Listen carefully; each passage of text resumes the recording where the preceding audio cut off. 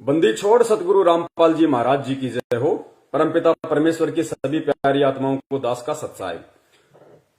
पुण्यात्माओं, ये live video का दूसरा पार्ट है। पहला जो लाइव था वो 4 घंटे की उसकी लिमिट थी, पूरे हो चुके हैं। ये दूसरा पार्ट है। दास इस पार्ट को उसके साथ में ज्वाइन कर देगा लाइव एंड होने के बाद। तो बात चल रही थी नास्त्रेदमस जी की भविष्यवाणी को लेके, जो एक बहन ने अपने वीडियो के रूप में यूट्यूब पे डाला है।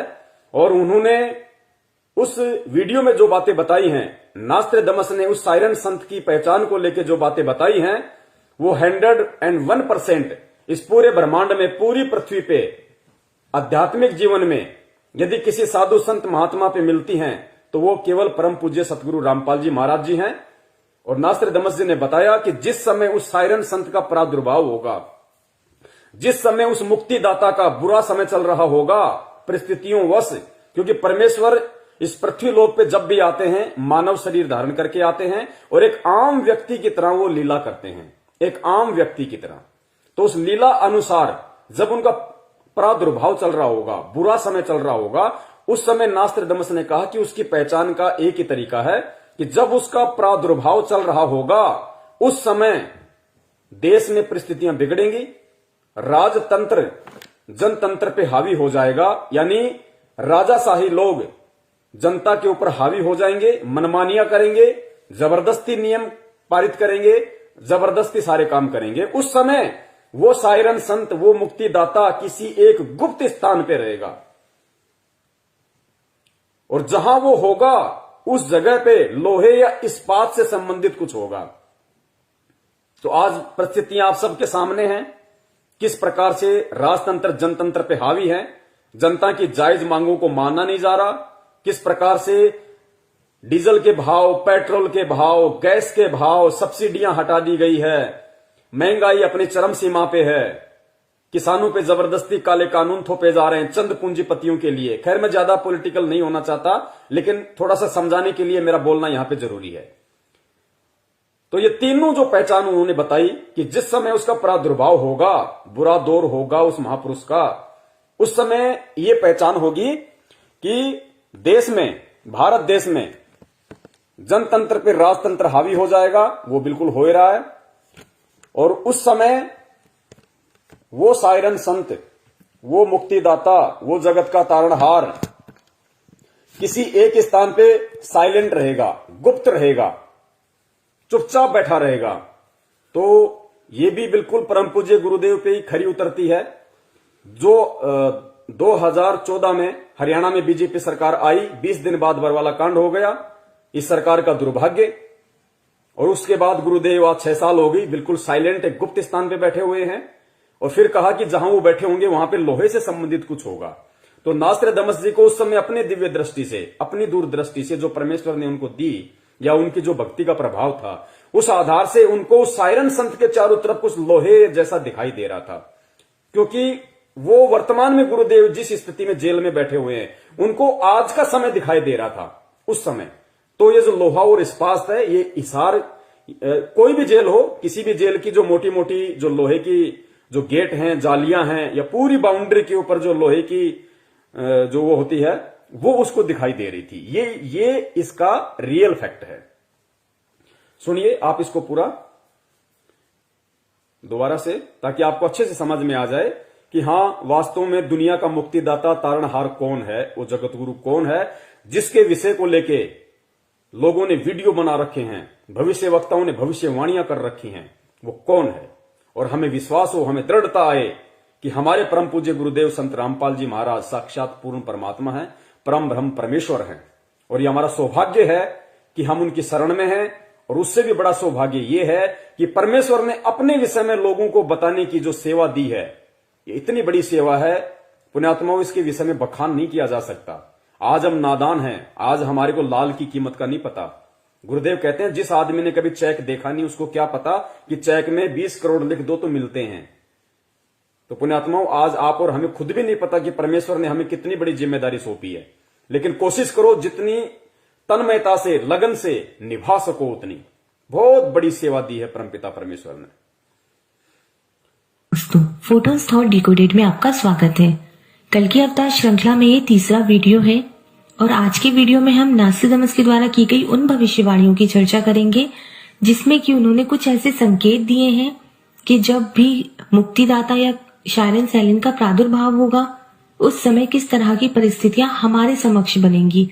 ये सारी परिस्थितियां हमें दिखेंगी, हमें समझ में आएंगी, तो हम जान पाएंगे कि हाँ अब प्रादुर्भाव हुआ है या कौन है मुक्तिदाता। सेकेंड प्रोफेसी मैंने ली है सेंचुरी फर्स्ट का quatrain 84। The moon hidden in deep shadows, her brother passes with rusty colour or her brother becomes bright red in color. The great one hidden for a long time under the eclipses, iron will cool in the bloody wound. यहाँ पर जो बात की गई है, यहाँ पर चंद्र ग्रहण और सूर्य ग्रहण की बात की जा रही है और ऐसे चंद्र ग्रहण और सूर्य ग्रहण जो कि लगातार हो रहे हैं। अगर नास्ट्राडामस की भविष्यवाणी को समझना है तो एक बात समझना बहुत जरूरी है कि जब भी वो चांद और सूरज की बात करते थे तो उसे जनतंत्र और राजतंत्र मतलब रिपब्लिक और मोनार्की के संदर्भ में ही रखते थे। और जब भी वो चांद और सूरज की बात करते थे तो वो वहां पर पॉलिटिकल व्यू होता था उनका, वो हर चीज हिडन रखते थे, एक रहस्यमय तरीके से अपनी प्रोफेसी लिखते थे। तो यहाँ पर इन्होंने ये सीधा सीधा इसका यही अर्थ निकलता है कि जनतंत्र के ऊपर राजतंत्र हावी हो जाएगा बहुत खतरनाक तरीके से। तब जो है मुक्तिदाता जो है वो छिपे रहेंगे, कहीं एक जगह पर गुप्त स्थान पर रहेंगे वो, जहां से कि वो पूरे ग्रहण के टाइम, ग्रहण यहाँ पर यही है, राजतंत्र के ऊपर जनतंत्र के ऊपर राजतंत्र हावी हो गया है, यही ग्रहण है नास्ट्राडामस का। इस दौरान मुक्तिदाता कहीं पर गुप्त रूप से रहेंगे, पूरी अपनी दृष्टि उस घटना पर, इस पूरे सिनेरियो पर बनाए रखेंगे और एक सही समय आने पर वो हमारे समक्ष प्रकट होंगे या उनका प्रादुर्भाव हमारे समक्ष होगा। इसमें यह भी जिक्र है कि वो कहाँ पर छिपेंगे। वो ऐसी जगह पर जहाँ पर इस्पात या लोहे से संबंधित कारखाने होते हैं वहां पर छिपेंगे, जहाँ पर लोहे को पिघलाकर कुछ बनाया जाता है ऐसी जगह पर वो छिपेंगे। तो इस्पात से संबंधित कारखानों वाली जगहों पर कहीं पर वो गुप्त रूप से रहेंगे, इसमें यही जिक्र मिलता है। हेलो नमस्कार दोस्तों, स्वागत है। तो पुण्यात्माओं, विश्वास हो जाना चाहिए कि परमात्मा धरती पे है और परम सौभाग्य ये है कि आप और हमारे सतगुरु के रूप में है। ना इस बहन को पता कि वो कौन है, ना नास्ट्राडामस जी को पता था कि कौन था। उन्होंने जैसा देखा, परमात्मा ने जितनी उनको दूरदृष्टि दी, आज इस समय के लिए देश दुनिया को जगाने के लिए, आप और हम भगत भाई बहनों में दृढ़ता पैदा करने के लिए उन्होंने भविष्यवाणी लिख दी। वो चले गए, इस वीडियो बनाने वाली बहन ने उस भविष्यवाणी का जिक्र कर दिया, लेकिन पहचानेगा कौन? पहचानेगा वो जो कल्कि के संपर्क में होगा, जो उस तारणहार, उस मुक्तिदाता के संपर्क में होगा। तो आप और हमें पता है कि देश की परिस्थितियां क्या हैं, पूरी तरह से जनतंत्र पे राजतंत्र हावी है। ऐसे समय में उस सायरन का जो प्रादुर्भाव होगा, वो सायरन एक गुप्त स्थान पे छिपा होगा। तो परमेश्वर पिछले 6 वर्षों से एक गुप्त स्थान हिसार जेल में है, और जहां पे वो गुप्त स्थान होगा, नास्ट्राडामस जी ने पहचान बताई कि लोहे से संबंधित वहां पे कुछ काम होंगे, क्योंकि उस समय उनको वो लोहा ही दिखाई दे रहा था। क्योंकि जेल की पूरी बाउंड्री के ऊपर लोहा होता है, पूरी बाउंड्री होती है, सुरक्षा घेरा होता है, और जेल की जो दीवारें होती हैं वो भी लोहे की होती हैं, इस्पात की होती हैं। तो ये विश्वास हो जाना चाहिए कि धरती पे भगवान है। दुनिया माने या ना माने, दुनिया जाए भाड़ में, हमें अपने आत्म कल्याण से मतलब है। आज हम जो दुनिया को जगाने के लिए मैसेज दे रहे हैं, we all are the messenger of God, हम सभी उस परमात्मा के संदेशवाहक हैं। हमें इसका पुण्य मिल रहा है, हमें इसका जो है परमात्मा प्रतिफल देगा।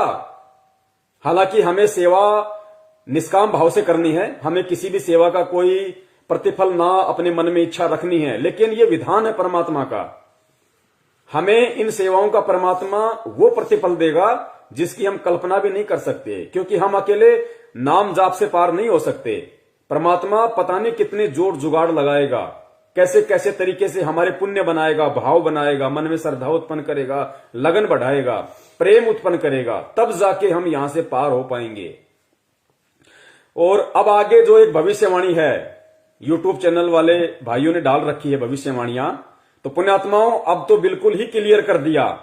इन भविष्यवाणियों में तो एक एक पॉइंट इस कदर उन भाइयों ने क्लियर कर दिया है, पुण्यात्माओं सुन के आत्मा गदगद हो जाएगी कि परमपिता परमेश्वर सतगुरु रामपाल जी महाराज जी के ऊपर ही सारी भविष्यवाणियां फिट बैठती हैं। हाथी के कपड़े हाथी पर ही फिट बैठेंगे। झोटे पे या गधे पे कोई बैठाने की कोशिश करेगा, मैं फिर कहता हूं, वो एंड में अपना मजाक बनवाएगा।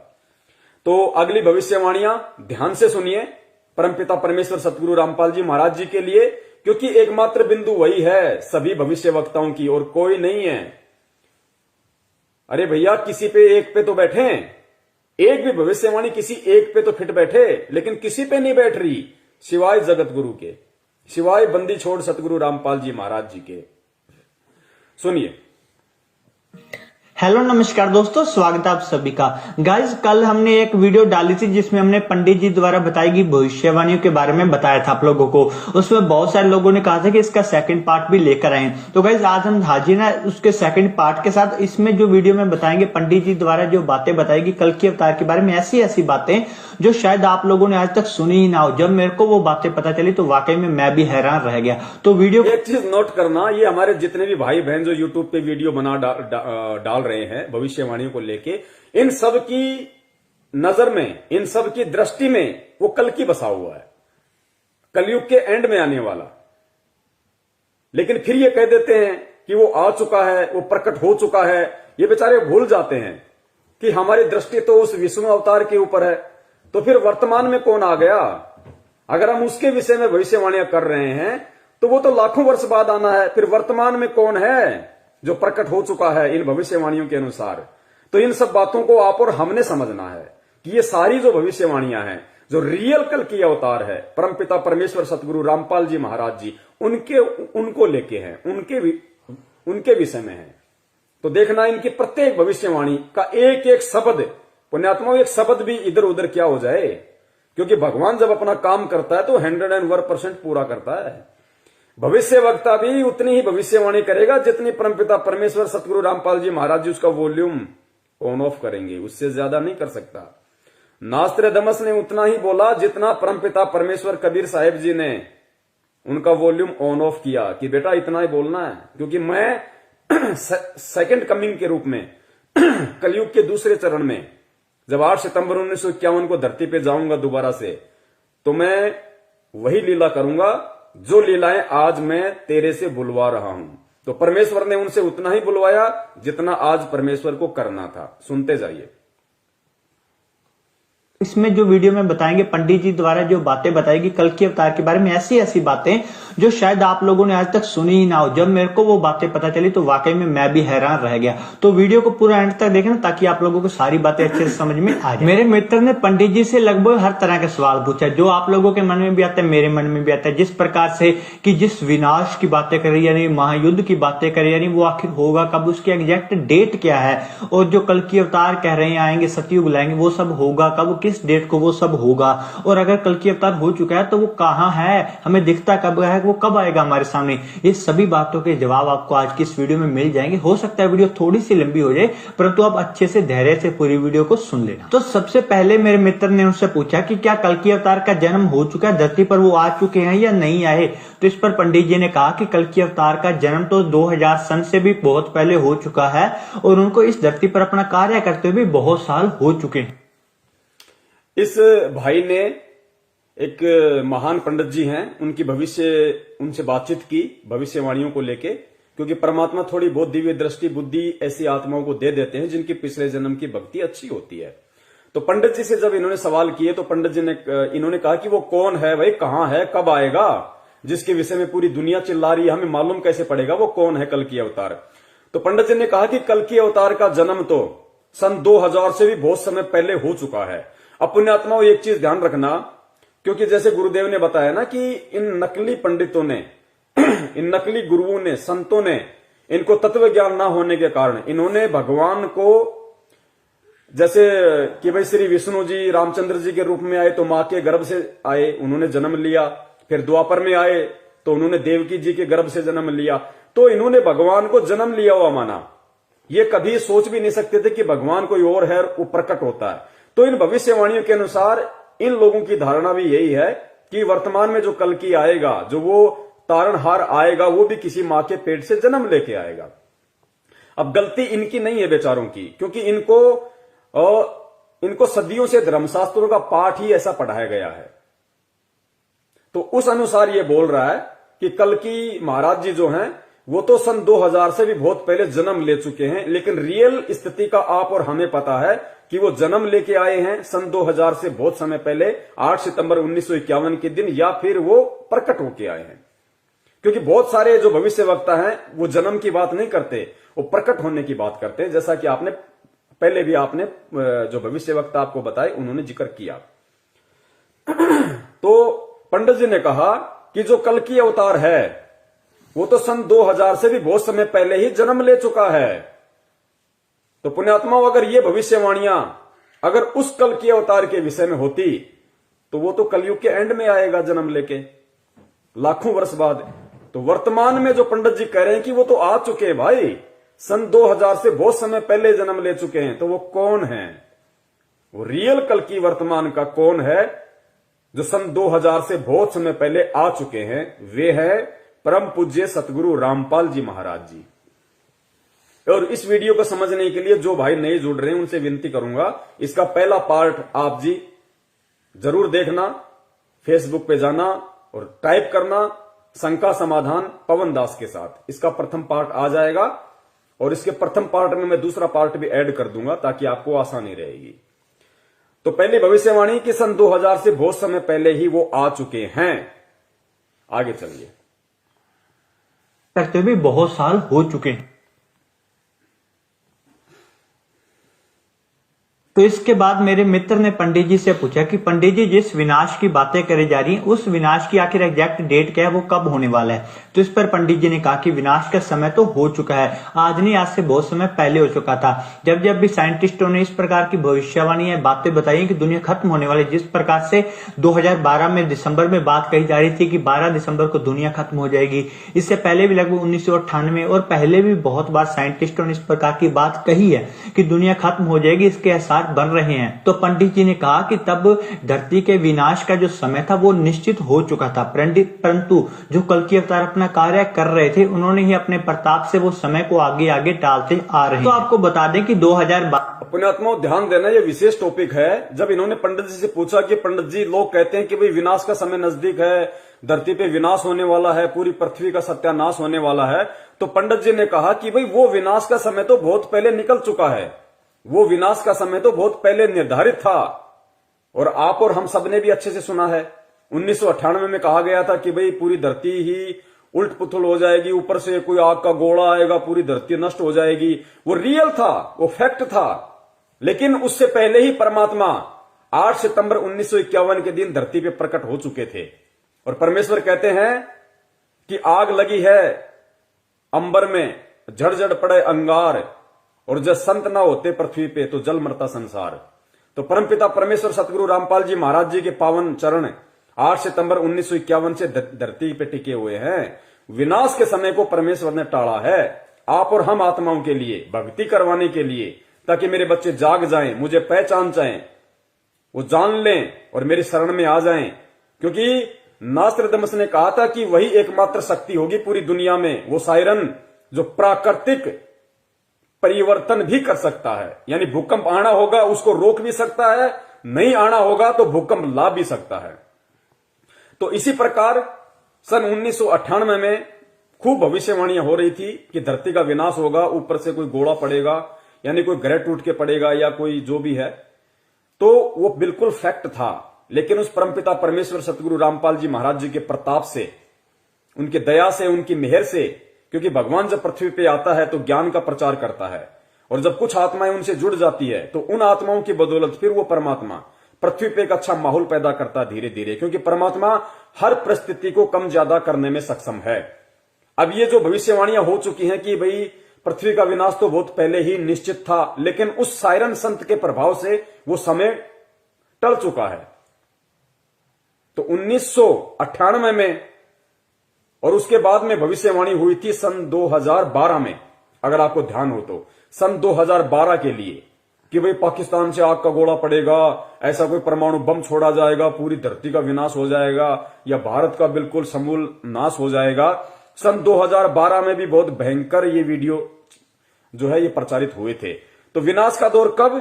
सन 1998 में, और विनाश का दौर फिर कब होना था, सत्यानाश इस देश का कब होना था, 2012 में। तो ये ध्यान रखना, ये परमपिता परमेश्वर ने जो प्राकृतिक जो घटनाएं हैं, प्राकृतिक घटनाएं, उनको कम ज्यादा करने में सक्षम है, क्योंकि वो सर्वशक्तिमान है, वो समर्थ है। कहते हैं साहिब से सब होता है, बंदे से कुछ नहीं। वो राई से पर्वत कर दे, फिर पर्वत से राई, वो कुछ भी कर सकता है परमात्मा।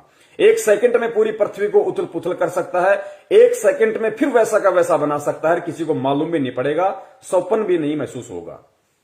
अब ये दोनों जो घटनाएं हैं जो इस भाई ने बताई हैं पंडित जी के अनुसार, इन घटनाओं का आगे चल के क्या रिएक्शन होगा, पुण्यात्माओं देखना, आपकी आंखों से आंसू आएंगे कि परमपिता परमेश्वर इतना बलिदान आप और हम जैसे नीचों के लिए, 2 कौड़ी के जीवों के लिए भक्ति करवाने के लिए परमात्मा कितने कष्ट सहन कर रहा है। तो इन्होंने कहा कि जो विनाश था वो होना निश्चित था, जैसा कि 1998 में बोला जा रहा था, उसके बाद 2012 में, लेकिन उस संत ने अपनी पावर से उस विनाश को टाल दिया आगे से आगे, कि काश मेरे बच्चे समझ जाएं। ध्यान से सुनियो। तो इसके बाद मेरे मित्र ने पंडित जी से पूछा कि पंडित जी, जिस विनाश की बातें करी जा रही हैं, उस विनाश की आखिर एग्जैक्ट डेट क्या है, वो कब होने वाला है। तो इस पर पंडित जी ने कहा कि विनाश का समय तो हो चुका है, आज नहीं, आज से बहुत समय पहले हो चुका था। जब जब भी साइंटिस्टों ने इस प्रकार की भविष्यवाणी बातें बताई कि दुनिया खत्म होने वाली, जिस प्रकार से 2012 में दिसंबर में बात कही जा रही थी कि 12 दिसंबर को दुनिया खत्म हो जाएगी, इससे पहले भी लगभग 1998 और पहले भी बहुत बार साइंटिस्ट 2012 और 1998 का जिक्र मैं नहीं कर रहा, ये भाई खुद कर रहा है भविष्यवाणी के अकॉर्डिंग। आगे चल के परमात्मा साबित करवाएंगे कि उस सायरन संत से 2012 और 2098 में जो विनाश होना था उसका क्या संबंध है। तो इस पर पंडित जी ने कहा कि विनाश का समय तो हो चुका है, आज नहीं, आज से बहुत समय पहले हो चुका था। जब जब भी साइंटिस्टों ने इस प्रकार की भविष्यवाणी बातें बताई कि दुनिया खत्म होने वाली, जिस प्रकार से 2012 में दिसंबर में बात कही जा रही थी कि 12 दिसंबर को दुनिया खत्म हो जाएगी, इससे पहले भी लगभग 1998 और पहले भी बहुत बार साइंटिस्टों ने इस प्रकार की बात कही है कि दुनिया खत्म हो जाएगी, इसके आसार बन रहे हैं। तो पंडित जी ने कहा कि तब धरती के विनाश का जो समय था वो निश्चित हो चुका था, परंतु जो कल की अवतार अपना कार्य कर रहे थे, उन्होंने ही अपने प्रताप से वो समय को आगे आगे टालते आ रहे हैं। तो आपको बता दें कि 2012 में सिर्फ साइंटिस्टों ने नहीं, परंतु बहुत सारे भविष्यवक्ता, जिस प्रकार के इंग्लैंड के एंडरसन और माया कैलेंडर द्वारा भी इस बात के संदेश मिल रहे थे कि 2012 में दुनिया का विनाश हो जाएगा। और पंडित जी ने कहा कि तब विनाश तय था, परंतु कल की अवतार जो पृथ्वी पर मौजूद थे, उनके कारण ही ये विनाश आगे टलता आ रहा है, और अगर वो इस पृथ्वी पर ना होते तो ये संसार कब का जल मरता। जब अगर वो संत इस पृथ्वी पे ना होता, वो कल की अवतार, तो ये संसार कब का जल मरता। माया कैलेंडर से लेके और इजराइल के कीरो ने भी भविष्यवाणियां कर दी थी सन 2012 के लिए और 1998 के लिए, जो पृथ्वी का विनाश तय था। लेकिन उस संत के प्रभाव से, जो पृथ्वी पर पहले से मौजूद है, उसके प्रताप से वो इन परिस्थितियों को आगे से आगे टालते गए, आप और हमारे लिए, भक्ति करने वाली आत्माओं के लिए, ताकि मेरे बच्चों को मैं एक अच्छा माहौल दे सकूं, भक्तिमय वातावरण दे सकूं, किसी प्रकार की दिक्कत आपत्ति मेरी आत्माओं को, मेरे बच्चों को ना हो। पुण्यात्माओं, आप और हमारे लिए आगे देखना क्यों टाली परमात्मा ने, और टालने के प्रतिफल में परमात्मा ने कितना बड़ा बलिदान दिया। कैलेंडर द्वारा भी इस बात के संदेश मिल रहे थे कि 2012 में दुनिया का विनाश हो जाएगा, और पंडित जी ने कहा कि तब विनाश तय था, परंतु कल की अवतार जो पृथ्वी पर मौजूद थे, उनके कारण ही ये विनाश आगे टलता आ रहा है, और अगर वो इस पृथ्वी पर ना होते तो ये संसार कब का जल मरता। जब आगे सुनिए।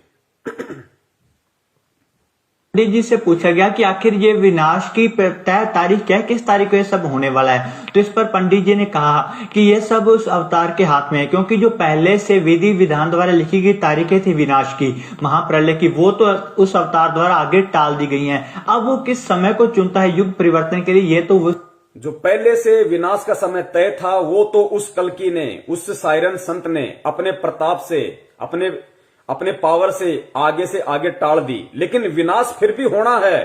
अब वो आगे विनाश कब होगा, उसके दोस्त ने पूछा कि पंडित जी फिर वो विनाश होगा कब, जिस विनाश की तारीखों को वो जो अवतार है वो टालता आ रहा है। तो पंडित जी ने कहा कि विनाश तो होना तय है, लेकिन वो कब होगा इसका समय भी वो अवतार ही तय करेगा, वो अवतार ही तय करेगा। कि वो विनाश होना कब है। तो पुण्यात्मा, विनाश टाला भी जा सकता है, परमेश्वर के हाथ में। दुनिया अगर उन्हें पहचान ले तो, स्वीकार कर ले तो, अन्यथा ऐसा होना संभव है नहीं ठोकर लगे बिना। तो विनाश तो निश्चित है। एक चीज ध्यान रखना पुण्यात्माओं, परमपिता परमेश्वर सतगुरु रामपाल जी महाराज जी का एक वचन है, और संत का हर वचन, कहते हैं संत वचन पलटे नहीं, चाहे पलट जाए ब्रह्मांड। गुरुदेव ने बार बार कबीर सागर को पढ़ाते समय आप और हमें बताया कि पुण्यात्माओं, एक दिन देख लेना पूरी दुनिया ये भक्ति करेगी। कबीर सागर में लिखा है, घर घर होगा बोध विचारा, घर घर में बोध विचार होगा, परमात्मा के ज्ञान की चर्चा होगी एक समय में पूरी पृथ्वी पे। तो आज की परिस्थितियां अगर हम देखें, 7.5 अरब की जनसंख्या, लोगों को विश्वास नहीं होता कि कैसे लोग ऐसे सुखों में लोग कैसे भगवान को याद करेंगे। पुण्यात्माओं, उस विनाश के बाद उस समय आएगा कि घर घर में परमात्मा की चर्चा होगी, क्योंकि उस विनाश के समय में इस पृथ्वी पे आधे ही प्राणी रह जाएंगे। ये देख लो, इतना भयंकर तांडव मचेगा, आप और हमारी आंखों के सामने होगा वो। इस पृथ्वी पे आधे ही प्राणी बचेंगे, और वही बचेंगे जो भक्ति करने की इच्छा रखते होंगे। आप देखना आगे की भविष्यवाणियों में, वही बचेंगे और नहीं बचेगा। 15-15 कोस पे कोई आदमी दिखाई नहीं देगा। भविष्य वक्ताओं ने कहा है कि मकान खाली पड़े रहेंगे, 10-10 मंजिले, 50-50 मंजिले की जो बिल्डिंगें, जो लोगों ने बिना ज्ञान के माया प्राप्ति के लिए बना बना के छोड़ रखी है किराए पे देने के लिए, गुरुदेव ने कहा कि खाली पड़े रहेंगे। इनके अंदर कुत्ते भी नहीं बसेंगे, कुत्ते भी। वो समय आएगा, सुनना आगे कि जो पहले से विधि विधान द्वारा लिखी गई तारीखें थी विनाश की, महाप्रलय की, वो तो उस अवतार द्वारा आगे टाल दी गई हैं। अब वो किस समय को चुनता है युग परिवर्तन के लिए, ये तो उसी अवतार पर डिपेंड करता है। पंडित जी ने कल के अवतार के बारे में और बताते हुए कहा कि यह जो अवतार होगा वो आज तक का सबसे बड़ा ईश्वरीय अवतार होगा। जिस प्रकार के आज के समय में सभी धर्म वाले अपने अपने धर्म गुरुओं के ऊपर श्रद्धा रखते हैं, उनकी पूजा करते हैं, आने वाले समय में इनके ऊपर श्रद्धा पूरे विश्व के लोग रखेंगे, इनकी पूजा पूरे विश्व में करी जाएगी। अगर अपनी बात करें इतिहास की, तो हमें इतिहास मालूम है सिर्फ राम जी कृष्ण जी तक, यानी कि द्वापर युग त्रेता युग तक। उससे पहले कितने लाखों करोड़ों युग बीत गए, तब कौन कौन से ईश्वरीय अवतार आए, उनके बारे में हमें कोई जानकारी नहीं है, और ना ही कोई भी आज उनकी पूजा करता है। परंतु ये जो अवतार होगा, जो सबसे बड़ा ईश्वरीय अवतार होने वाला है, कल की अवतार, इनकी पूजा, इनके ऊपर श्रद्धा आने वाले, जब तक ये पृथ्वी अस्तित्व में रहेगी तब तक लोग इनकी पूजा करते रहेंगे। इसके देखिए, ये संकेत है, ये भी हमने समझना पड़ेगा। पंडित जी ने कहा कि ये जो आने वाला जो अवतार है, जो ये, इसकी पूजा पूरा विश्व करेगा, ये विश्व का सबसे बड़ा अवतार होगा, और ये सभी धर्मों को एक धर्म में लाके जोड़ देगा, सभी धर्मों को एक धर्म में लाके जोड़ देगा।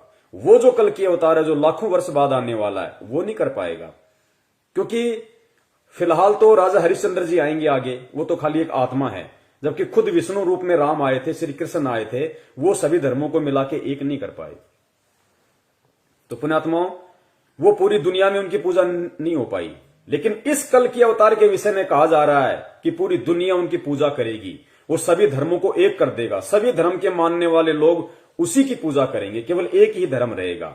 और परमपिता परमेश्वर सतगुरु रामपाल जी महाराज जी का पहला नारा है कि जीव हमारी जाति है, मानव धर्म हमारा, हिंदू मुस्लिम सिख ईसाई धर्म नहीं कोई न्यारा। पुण्यात्माओं, एक एक पॉइंट इस परम पिता परमेश्वर के ऊपर फिट बैठेगा, हाथी के कपड़े जोटे पे फिट नहीं बैठेंगे, ध्यान रखियो। आगे सुनिए दूसरी भविष्यवाणी में। मेरे मित्र ने पंडित जी से पूछा कि पंडित जी, अगर उस अवतार में इतनी ज्यादा शक्तियां हैं तो विनाश की क्या जरूरत है, वो तो अपने जादू शक्तियों से वैसे ही सभी को सुधार दे। तो इस पर पंडित जी ने कहा कि जो ईश्वर भी होते हैं वो भी अपने नियमों में बंधे होते हैं, ईश्वर भी कभी अपने प्रकृति के नियमों की उल्लंघना नहीं करते। पंडित जी ने आगे ये भाई कह रहा है कि मेरे दोस्त ने पंडित जी से पूछा कि पंडित जी, आप कह रहे कि वो इतनी बड़ी पावर है, इतना बड़ा अवतार है, तो उसको ये विनाश करने टालने की क्या जरूरत है? वो तो पूरी दुनिया को अपने शरण में ले सकता है, सबको चमत्कार दिखा सकता है, वो तो कुछ भी कर सकता है। तो पंडित जी ने कहा कि देखो, जो ईश्वर होता है वो भी अपनी मर्यादाओं में बंधा होता है। ईश्वर भी जब इस पृथ्वी पे आते हैं तो इस प्रकृति के किसी भी नियम को नहीं तोड़ते। तो पुण्यात्मा, ये सत्य है। परमपिता परमेश्वर कबीर साहिब जी का काल के साथ में वचन है। सत्संगों में गुरुदेव ने बताया ना कि बच्चों, मैं काल के साथ वचनबद्ध हूं। आदरणीय गरीबदास जी महाराज जी से परमेश्वर ने कहा कि भाई, अनंत कोटि बाजी जहां हम रचे सकल ब्रह्मांड, पर गरीब दास मैं क्या करूं यो काल करे जीव खंड। कि मैं यहां पे मजबूर हूं, समर्थ होते हुए भी मैं मजबूर हूं, क्योंकि मेरा खुद का वचन इस काल को दिया हुआ है कि भाई जोर जबरदस्ती नहीं करूंगा, मैं ज्ञान प्रचार करूंगा, ज्ञान दूंगा, सत्य बताऊंगा, सत्संग करूंगा। जो उस सत्संग को स्वीकार जो करेगा, जो बुराइयों को त्याग देगा, जो मेरे शरण में आके भक्ति करेगा, वो मेरा, बाकी आपका। तो पुण्यात्माओं, वो खुद ईश्वरीय अवतार स्वयं ही कबीर परमेश्वर जो आए हुए हैं संत रामपाल जी महाराज जी के रूप में, वो भी प्रकृति के नियमों को नहीं तोड़ते परमात्मा। तो ये सिद्ध होता है कि धरती पे परमात्मा मौजूद है। क्यों नहीं तोड़ते नियमों को? क्योंकि परमात्मा ने जब प्रथम सतयुग में अपने पुत्र जोगजीत के रूप में यहां आए और तपतशिला पे जब काल के साथ उनकी वार्ता हुई, तो परमात्मा ने उसी को वचन दिया था। काल ने कहा था कि परमात्मा आप नीचे जाओगे, अपना ज्ञान दोगे, लेकिन जबरदस्ती मत करना। जो आपका ज्ञान समझे वो आपका, जो ना समझे वो मेरा। इस प्रकार परमात्मा प्रकृति के नियमों में बंधे होते हैं। इसका मतलब ये है।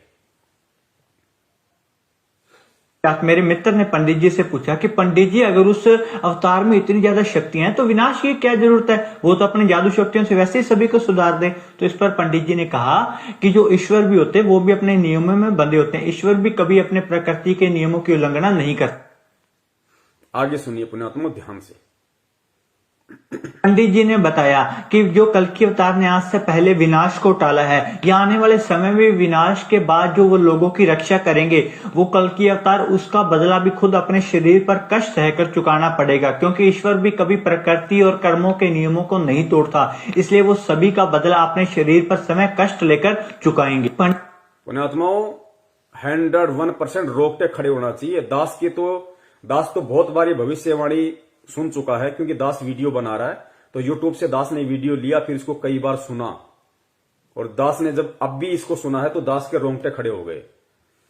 इस भविष्यवाणी में क्या कहा गया है, एक बार ध्यान से सुनिए।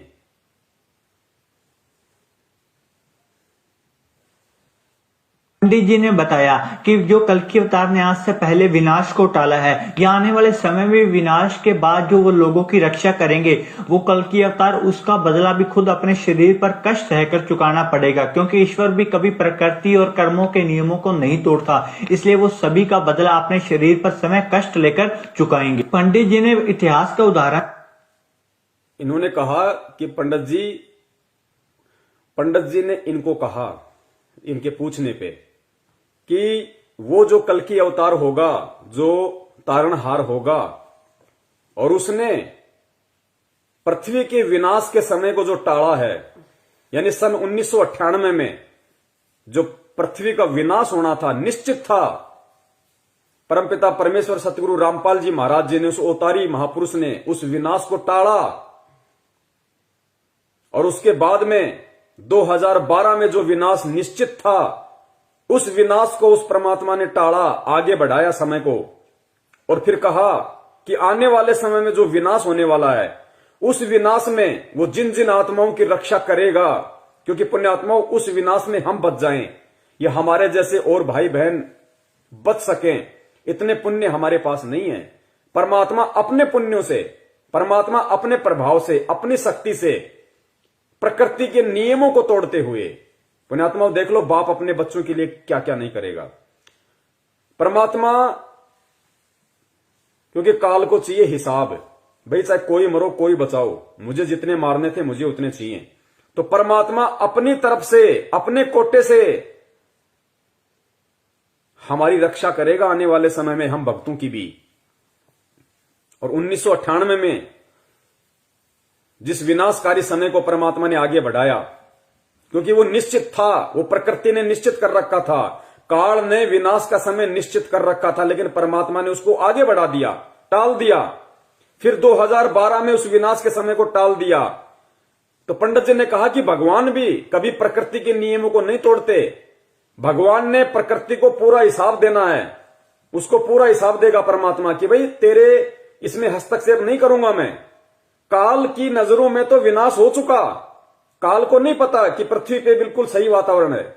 उसकी दृष्टि में तो परमात्मा ने काल को विनाश दिखा दिया कि तूने जितने मारने थे तूने देख मार दिए, लेकिन मैंने मेरी गुप्त शक्ति से इन सबको बचाया हुआ है। तो पंडित जी ने कहा कि भगवान भी कभी प्रकृति के नियमों को नहीं तोड़ता, और भगवान ने 2 बार जो विश्व का विनाश होना निश्चित था, उन घटनाओं को जो उन्होंने आगे बढ़ाया, जो उन्होंने उस घटनाओं को टाला, उसका बदला वो अवतार अपने शरीर पर कष्ट सह के चुकाएगा। पुण्यात्माओं, 1998 का जो प्रकृति को परमात्मा ने बचाया, पूरी दुनिया को परमात्मा ने बचाया, धरती पे आके 1998 में जो विनाश होना था, उसका बदला परमात्मा को अपने शरीर पे सन 2006 में जेल जाके कष्ट उठा के, कोड़े खा के, 3rd डिग्री लेके चुकाना पड़ा परमात्मा ने। 1998 के विनाश को आप और हम जैसे दुष्टों से भक्ति करवाने के लिए, राजनीति करवाने के लिए नहीं, आरक्षणबाजी करवाने के लिए नहीं, हम जैसे दुष्टों से भक्ति करवाने के लिए, हमारे आत्म कल्याण के लिए परमात्मा ने 1998 का जो निश्चित था विनाश, उसको टाला और काल के डॉक्यूमेंट्स में उसको पूरा किया, अपने शरीर पे कोड़े खाके। सन 2006 में परमात्मा जब करोथा कांड हुआ, जेल गए, 2008 में आए, और करोथा कांड में दास ने पहले भी जिक्र किया था, पुण्यात्मा रोहतक जेल में थे परमात्मा, परमेश्वर का रिमांड, क्योंकि वो परमेश्वर को परमेश्वर नहीं मानते, क्योंकि परमेश्वर एक आम व्यक्ति की भूमिका में है। रिमांड हुआ परमात्मा का, अपने शरीर पे परमात्मा ने कोड़े खाए, कष्ट सहन किया। हिसार रोहतक जेल में परमेश्वर के रिमांड के दौरान जो अंदर जो व्यक्ति थे, जो बताते हैं कि छाती के बाल तक उखाड़ लिए गए थे परमपिता परमेश्वर सतगुरु रामपाल जी महाराज जी के। वो कष्ट परमात्मा ने आप और हम जैसे दुष्टों के लिए सहन किया, जो पंडित जी अपनी भविष्यवाणी में बता रहे हैं। हालांकि उन्हें नहीं पता वो कौन है, लेकिन उसका निर्णय तो आज आप और हम करेंगे, क्योंकि वो दृष्टि परमात्मा ने आप और हमें दी है। तो 1998 का जो विनाश था, उसको परमेश्वर ने टाला, और उस विनाश की सजा परमेश्वर ने 2006 में अपने शरीर के ऊपर ली। फिर 2012 का विनाश था, परमात्मा ने उसको टाला, और उस विनाश की सजा परमात्मा ने 2014 के बाद में 4 बार परमेश्वर का रिमांड वहां पे हुआ। इस बात को आप और हम समझ सकते हैं कि परमेश्वर आम संत की भूमिका में है, और जेल वाले उन्हें कोई भगवान नहीं मानते, कोई परमात्मा नहीं मानते, उनकी नजर में वो कैदी है, मुजरिम है। तो 2012 का जो विनाश निश्चित था, उस घटना को परमेश्वर ने आगे बढ़ाया, और उस घटना का जो वो दंड था, वो परमेश्वर ने अपने शरीर पे भोगा 2014 के करोथा कांड के बाद में। तो पुण्यात्माओं, आज भी यदि हम इस भक्ति से या इस भगवान से नागा करेंगे, इस भक्ति और भगवान पे अविश्वास प्रकट करेंगे, बात बात पे ये कह के कि मैं ये मर्यादा नहीं निभा सकता, हम लोगों का सामना नहीं करेंगे, हम समाज की कुरीतियों का सामना नहीं करेंगे, हम अगर परमेश्वर के नियमों को नहीं निभाएंगे, तो पुण्यात्माओं गधा कुत्ता बनने से नहीं बच पाएंगे। जब इतना कष्ट वो परमेश्वर आप और हम जैसे नीचों के लिए खुद उठा रहा है, तो हमारी भी तो कुछ जिम्मेदारी बनती होगी। या बाप ही हमेशा परीक्षा देता रहेगा, बाप ही सारे कष्ट और दुख परेशानियां झेलता रहेगा, लोगों की गालियां खाता रहेगा, लोगों से रिमांड कि अब भी हम नियम तोड़े। और क्या नियम है? ये तो बुराइयां हैं, गंदगी, ये तो जानवर को भी नहीं करनी चाहिए। बीड़ी, सिगरेट, गांजा, अफीम, कुचरित्र, कुदृष्टि है, ये व्यर्थ की ये परंपराएं, 12वां 13वां। अरे मर गया तो मर गया, दुनिया नहीं मर रही क्या? हम नहीं मरेंगे क्या? हम सर का मुंडन करवा लेंगे तो क्या वो जिंदा हो जाएगा? 2 पंडितों को बैठा के उनका पेट भर देंगे तो क्या जिंदा हो जाएगा? उसके नश्वर शरीर का, उसके मिट्टी शरीर की अस्थियां गंगा जी में जाके भवाएंगे, क्या वो मुक्त हो जाएगा? हम तो उल्टा गंगा जी को दूषित करने का पाप अपने सिर पे मोल ले रहे हैं। कौन से नियम है? क्या नियम है? ये तो बुराइयां हैं, ये तो किसी को भी नहीं करने चाहिए। और हम कहते हैं कि ये हमसे हो नहीं पाएंगे। मैं मेरे पति का विरोध नहीं सहन कर पा रही, मैं मेरी पत्नी का विरोध नहीं सहन कर पा रही। मेरी पत्नी कह रही है या तो बाबा रामपाल के पीछे रह ले या मेरे को छोड़ दे। अरे भाड़ में जाए ना पत्नी। कितनी बार मिल गई ऐसी पत्नी हमें? कौन सा हमारा उसने उद्धार कर दिया? हमारा शरीर खा गई, हमारा पैसा खा गई, जवानी खा गई, कौन सा हमारा उसने उद्धार कर दिया? तो पुण्यात्माओं, अब दृढ़ हो जाओ। चाहे बाप हो, चाहे बेटा हो, चाहे बेटा बाप का विरोध करे, चाहे बाप बेटे का विरोध करे, चाहे पति पत्नी का विरोध करे, चाहे पत्नी पति का विरोध करे, चाहे समाज विरोध करे, चाहे कुछ भी विरोध करे, दृढ़ हो जाओ परमेश्वर पे दृढ़। और जब दृढ़ हो जाओगे ज्ञान आधार से, तो परमेश्वर फिर झुकने नहीं देंगे। भगवान भी तो कोई चीज है, फिर भगवान का रोल कहां होगा, वो कब काम आएंगे। और परमेश्वर कहते हैं, जैतू चाले एक कदम मैं चालू कदम 60, कि तू एक कदम तो मेरे लिए आगे बढ़, मेरे लिए संघर्ष कर। मैं चालू कदम 60, मैं 60 कदम आगे रहूंगा तेरे से, तेरा रक्षक बन के झाड़ू निकालूंगा तेरे आगे, तेरे भक्ति रूपी सफर में तेरे जीवन में कोई परेशानी कांटा ना चुभ जाए। जैतू चाले एक कदम मैं चालू कदम 60, और जैतू हो जा काठ का मैं हो जाऊं लोहे की लाठ। तू एक बार लकड़ी के जितना मजबूत तो बन, मैं लोहे की तरह मजबूत बन के तेरे आगे खड़ा हो जाऊंगा। तो पुण्यात्मा, डरना छोड़ो, घबराना छोड़ो। बड़ी मुश्किल से भगवान ने आप और हमारे को पकड़ा, हम नहीं पकड़ सकते। बड़ी मुश्किल से परमेश्वर ने हमारा हाथ पकड़ा है। गलतियां करके हाथ मत छुटाओ, ये नादानी बहुत महंगी पड़ेगी। तो उस विनाश को जो रोकने की सजा पंडित जी की भविष्यवाणी के अनुसार वो संत, वो अवतार अपने शरीर पे कष्ट सह के चुकाएगा, क्योंकि वो प्रकृति के नियम नहीं तोड़ता। तो पुण्यात्माओं, 1998 का विनाश परमेश्वर ने रोका, और उसकी सजा परमेश्वर ने अपने शरीर पे 2006 में भोगी। 2012 का परमात्मा ने विनाश रोका, पूरी पृथ्वी को उस परमात्मा ने बचाया। जो आज उसका विरोध कर रहे हैं उनको भी बचाया, क्योंकि सब परमेश्वर की आत्माएं। उसकी सजा परमेश्वर ने 2014 के बरवाला कांड में उठाई। ये भविष्यवाणियां हैं।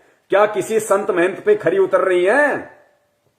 क्या किसी शंकराचार्य पे भविष्यवाणियां खरी उतर रही हैं? किस पे उतर रही हैं? उसी पे उतरेंगी जो तारणहार होगा, जो उद्धार करता होगा, जो पूरी दुनिया पे राज करेगा। राज भी वही करेगा जो आज अपने शरीर पे कष्ट उठा के आप और हमें राज करवा रहा है। आने वाले समय में वो राज भी वही करेगा। जो कल्कि अवतार ने आज से पहले विनाश को टाला है, या आने वाले समय में विनाश के बाद जो वो लोगों की रक्षा करेंगे, वो कल्कि अवतार, उसका बदला भी खुद अपने शरीर पर कष्ट सहकर चुकाना पड़ेगा। क्योंकि ईश्वर भी कभी प्रकृति और कर्मों के नियमों को नहीं तोड़ता, इसलिए वो सभी का बदला अपने शरीर पर समय कष्ट लेकर चुकाएंगे। पंडित जी ने इतिहास का उदाहरण देते हुए कहा कि जिस प्रकार से श्री राम जी ने जब बाली का वध करा था तीर मारकर, तो उन्होंने भी उसका बदला चुकाया था श्री कृष्ण जी के रूप में जन्म लेकर, क्योंकि श्री कृष्ण जी की मृत्यु भी तीर लगने से हुई थी। तो ये जो कर्मों का नियम है, ये सभी पर लागू होता है। कर्मों का बदला चुकाना ही पड़ता है। और ये जो कल्कि अवतार हैं, अगर ये भी जो जिस प्रकार से विनाश को आगे टाल रहे हैं, लोगों के कष्टों को दूर करेंगे, या जब विनाश होगा पृथ्वी पर तब जो लोगों के कष्टों को दूर करेंगे, तो उसका बदला भी इनको खुद के ऊपर चुकाना पड़ेगा। फिर चाहे वो संसारिक रूप में अपने जो बाहरी। और दूसरा पुण्यात्मा, ध्यान रखना, भक्ति तो हम करते नहीं, और बात बात पे परमात्मा से प्रार्थना कर देते हैं हजारों। सिर में दर्द हो गया तो परमात्मा से प्रार्थना, खांसी हो गई तो परमात्मा से प्रार्थना, और कोई बीमारी हो गई तो परमात्मा से प्रार्थना, घर में पैसा नहीं तो परमात्मा से प्रार्थना, लड़की के लड़का नहीं हुआ तो परमात्मा से प्रार्थना, 2 दिन काम धंधा सही नहीं चला तो परमात्मा से प्रार्थना। हम इतने बड़े मंद बुद्धि हैं। अरे परमेश्वर हमें हमारी प्रार्थनाओं के ऊपर जो हमारी रक्षा कर रहे हैं, हमारी नासमझी के चलते भक्ति हम करते नहीं। गुरुदेव ने कहा कि बेटा, भक्ति से सब चीजों का सब कुछ होगा, लेकिन भक्ति हम करते नहीं। डिमांड परमात्मा से रोजाना लाख कर देते हैं, और काल भगवान तो यही करता है, परमात्मा को दुखी संगत में छोड़ दिए इन काल एजेंटों ने। ये लो जी, सतलोक आश्रम मैनेजमेंट हरियाणा की ये प्रार्थनाओं के नंबर, इन पे प्रार्थना लगाओ, इन पे प्रार्थना लगाओ। भक्ति कोई करता नहीं, प्रार्थना लगाओ, खुद भी लुटो, परमात्मा को भी दुखी करो। दुखी कैसे? अगर परमेश्वर हमारे कष्ट हरेंगे तो इस पृथ्वी का नियम है, या इस ब्रह्मांड का नियम है। अगर परमेश्वर हमारी बीमारियां ठीक करेंगे तो हमारे पास तो भक्ति है नहीं, हम तो भक्ति करते नहीं। तो परमात्मा अपने बच्चों को दुख देख नहीं सकता, तो परमेश्वर अपने कोटे से हमें लाभ देता है, हमारी उन बीमारियों को, परेशानियों को ठीक करता है। और फिर प्रकृति के नियम अनुसार वो बीमारियां परमात्मा ने अपने शरीर पे लेके उनका कष्ट उठाना पड़ता है। हिसार जेल से परमात्मा ने कितनी याचिका लगाई, दांत दर्द की, पीठ दर्द की, छाती में दर्द की। पुण्यात्माओं, ये हमारी अनावश्यक जो डिमांड है परमात्मा से, कार की, कोठी की, पैसों की, लड़कों की, लड़कियों की, गाड़ी की, घोड़ों की, ये अनावश्यक जो हमारी डिमांडें हैं ना, हमारी मंद बुद्धि के चलते जो हम उस परमात्मा से करते हैं, वो परमात्मा तो दयालु है, वो तो डिमांडें पूरी अपनी करेगा। क्योंकि जो व्यक्ति जब बल्कि माता पिता बन जाते हैं ना, तब उन्हें मालूम पड़ता है। छोटे बच्चे को नहीं पता कि मेरे माता पिता की आर्थिक स्थिति क्या है, लेकिन वो डिमांड कर देते हैं कि मेरे को बाइक चाहिए, मेरे को ये चाहिए, मेरे को वो चाहिए। तो माता पिता को पता है कि हमारी स्थिति ऐसी है नहीं, लेकिन बच्चों को तो कहीं ना कहीं से लाके देना ही पड़ेगा, वरना उनका दिल टूटेगा। तो वो कहीं से वो कर्जा करते हैं, उधार लेते हैं, फिर उस उधार को चुकाने के लिए वो तगारियां घेरते हैं बेचारे, गर्मी में, धूप में पसीने बहाते हैं, लेकिन बच्चों को दुखी नहीं करते। तो पुण्यात्माओं, ये जो अनावश्यक जो हमारी डिमांड है परमात्मा से देखी नहीं जाती, वो कहीं ना कहीं से पूरी करता है परमात्मा, और फिर वो कष्ट अपने ऊपर लेता है। फिर तो पुण्यात्माओं, हमें परमेश्वर से सिवाय भक्ति के कुछ नहीं मांगना। गुरुजी भी कहते हैं कि भक्ति दान मोहि दीजियो देवन के देवा हो, कि अगर तुम भक्ति मांगोगे और भक्ति तुम करोगे बच्चों, तो भक्ति से परमात्मा तुम्हें सारे सुख देगा, तुम्हें अलग से कुछ मांगने की जरूरत है ही नहीं। तो पुण्यात्माओं, इन चीजों का हमें ध्यान रखना है। लोगों के कष्टों को दूर करेंगे, या जब विनाश होगा पृथ्वी पर, तब जो लोगों के कष्टों को दूर करेंगे तो उसका बदला भी इनको खुद के ऊपर चुकाना पड़ेगा। फिर चाहे वो सांसारिक रूप में अपने जो बाहरी रूप से शरीर पर कष्ट लेकर या बदनामी का सामना करके उनको वो सब चीजें चुकानी पड़ेंगी। मेरे शरीर पे कष्ट लेके या बदनामी का सामना करके वो उनको चुकाना पड़ेगा। तो परमात्मा शरीर पे भी कष्ट ले रहे हैं और बदनामी, आज संत रामपाल जी महाराज जी का नाम ले दीजिए, लोगों के माथे में 3 तोड़ियां पड़ जाती है। सरकार ने उनको देशद्रोही बना दिया, देशद्रोही का कलंक लगा दिया, बेफालतू में, बेमतलब में, निराधार तरीके से।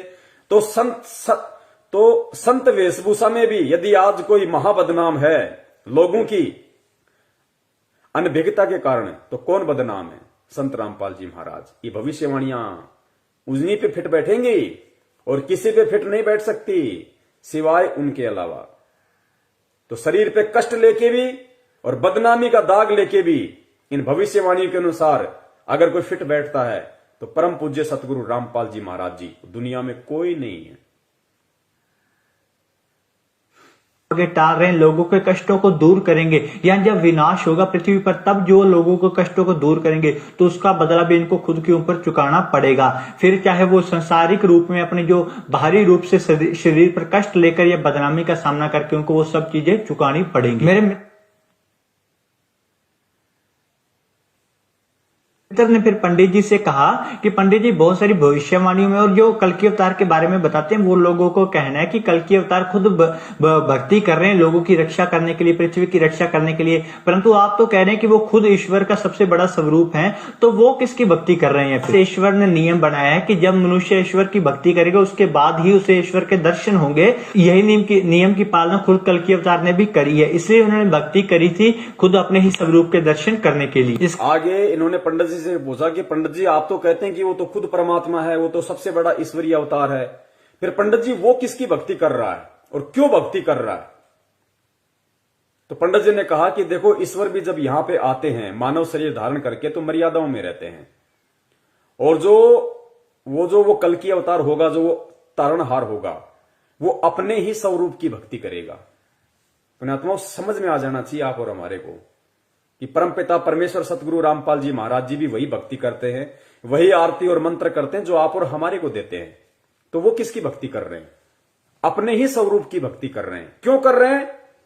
एक भगत के रूप में ये उदाहरण पेश करते हैं कि बच्चों, जिस प्रकार मैंने भक्ति करके परमात्मा पाया या मैं परमात्मा प्राप्त करूंगा, इसी विधि से भक्ति करके तुम परमात्मा प्राप्त कर सकते हो। इसलिए खुद ईश्वर होने के बावजूद भी मानव शरीर धारण करने के बाद में उन मर्यादाओं में बंध के खुद वो परमात्मा अपने ही स्वरूप की भक्ति करता है। पुण्यात्माओं, आप और हमें तो परमेश्वर ने ज्ञान दे दिया, ये तो वो लोग बातें बोल रहे हैं जिन लोगों को तत्व ज्ञान नहीं है। तो ये बुद्धि उनको परमात्मा ने दी कुछ समय के लिए, ताकि आप और हमें आज दृढ़ विश्वास हो जाए कि हम किसकी शरण में हैं, किसकी शरण में हैं हम। सुनिए ध्यान से, अपने ही स्वरूप की भक्ति।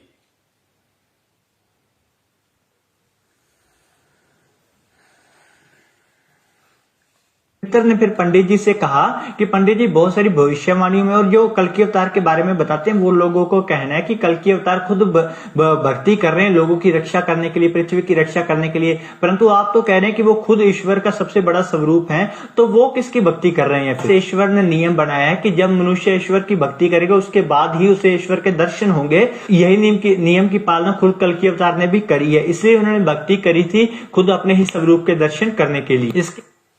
क्योंकि उनसे बढ़ के तो कोई है नहीं जो वो उनकी भक्ति करें, क्योंकि खुद कबीर परमात्मा संत रामपाल जी महाराज जी के रूप में, अब वो किसकी भक्ति करें? उनसे ऊपर कोई है ही नहीं, कोई देव ही नहीं है उनसे ऊपर, वो खुद ही सृष्टि के रचनहार हैं, सारे ब्रह्मांडों पे उनकी सत्ता है, एकमात्र वो प्रजा पालक हैं, शासक है, वो किसकी भक्ति करेंगे? तो देखो वो तत्व ज्ञान से अनभिज्ञ व्यक्ति भी ये कह रहा है कि वो अपने ही स्वरूप की भक्ति कर रहा है। अब जैसे रामचंद्र जी आए, विष्णु जी के अवतार थे, तो विष्णु जी का क्या नाम है? किलियम नाम दिया परमात्मा ने, जो रियल जो उनका भक्ति मंत्र है वो किलियम। लेकिन रामचंद्र जी ने किसकी भक्ति करी? अपने ही मंत्र की भक्ति नहीं करी, उन्होंने अपने से ऊपर वाले की भक्ति करी, ओम नाम की। वशिष्ठ से नाम लिया ओम, क्योंकि विष्णु जी से ऊपर ओम है, काल है, तो उसने उसकी भक्ति करी।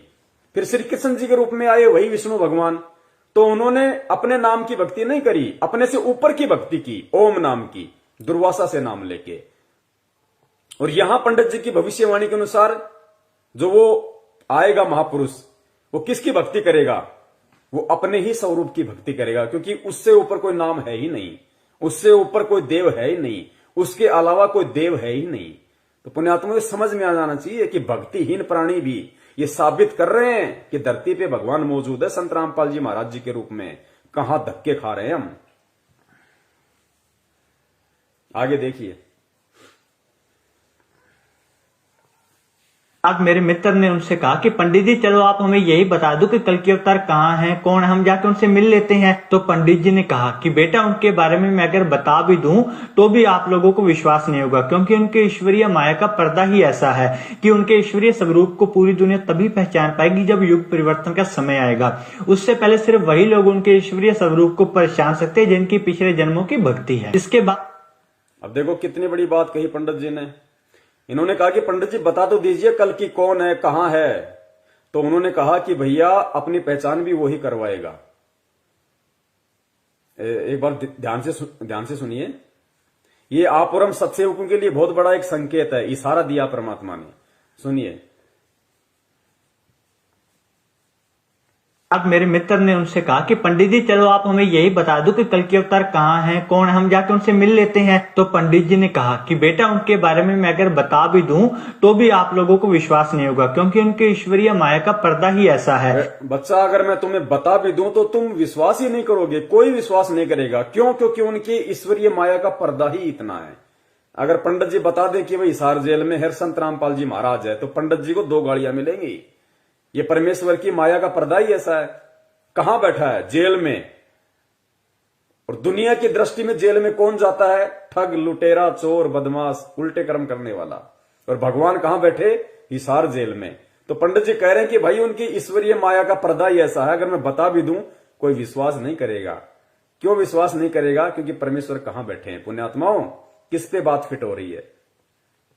और फिर पंडित जी ने कहा कि उनको केवल वही लोग जान पाएंगे। कौन लोग जान पाएंगे? सत्सेवक। सुनना ध्यान से।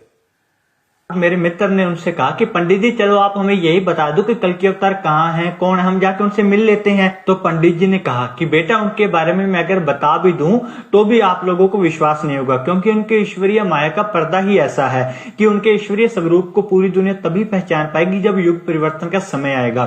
उससे पहले सिर्फ वही लोग उनके ईश्वरीय स्वरूप को पहचान सकते हैं जिनकी पिछले जन्मों की भक्ति है। इससे पहले उनके ईश्वरीय स्वरूप को केवल वही लोग पहचान सकते हैं जिनके पिछले जन्म की भक्ति है।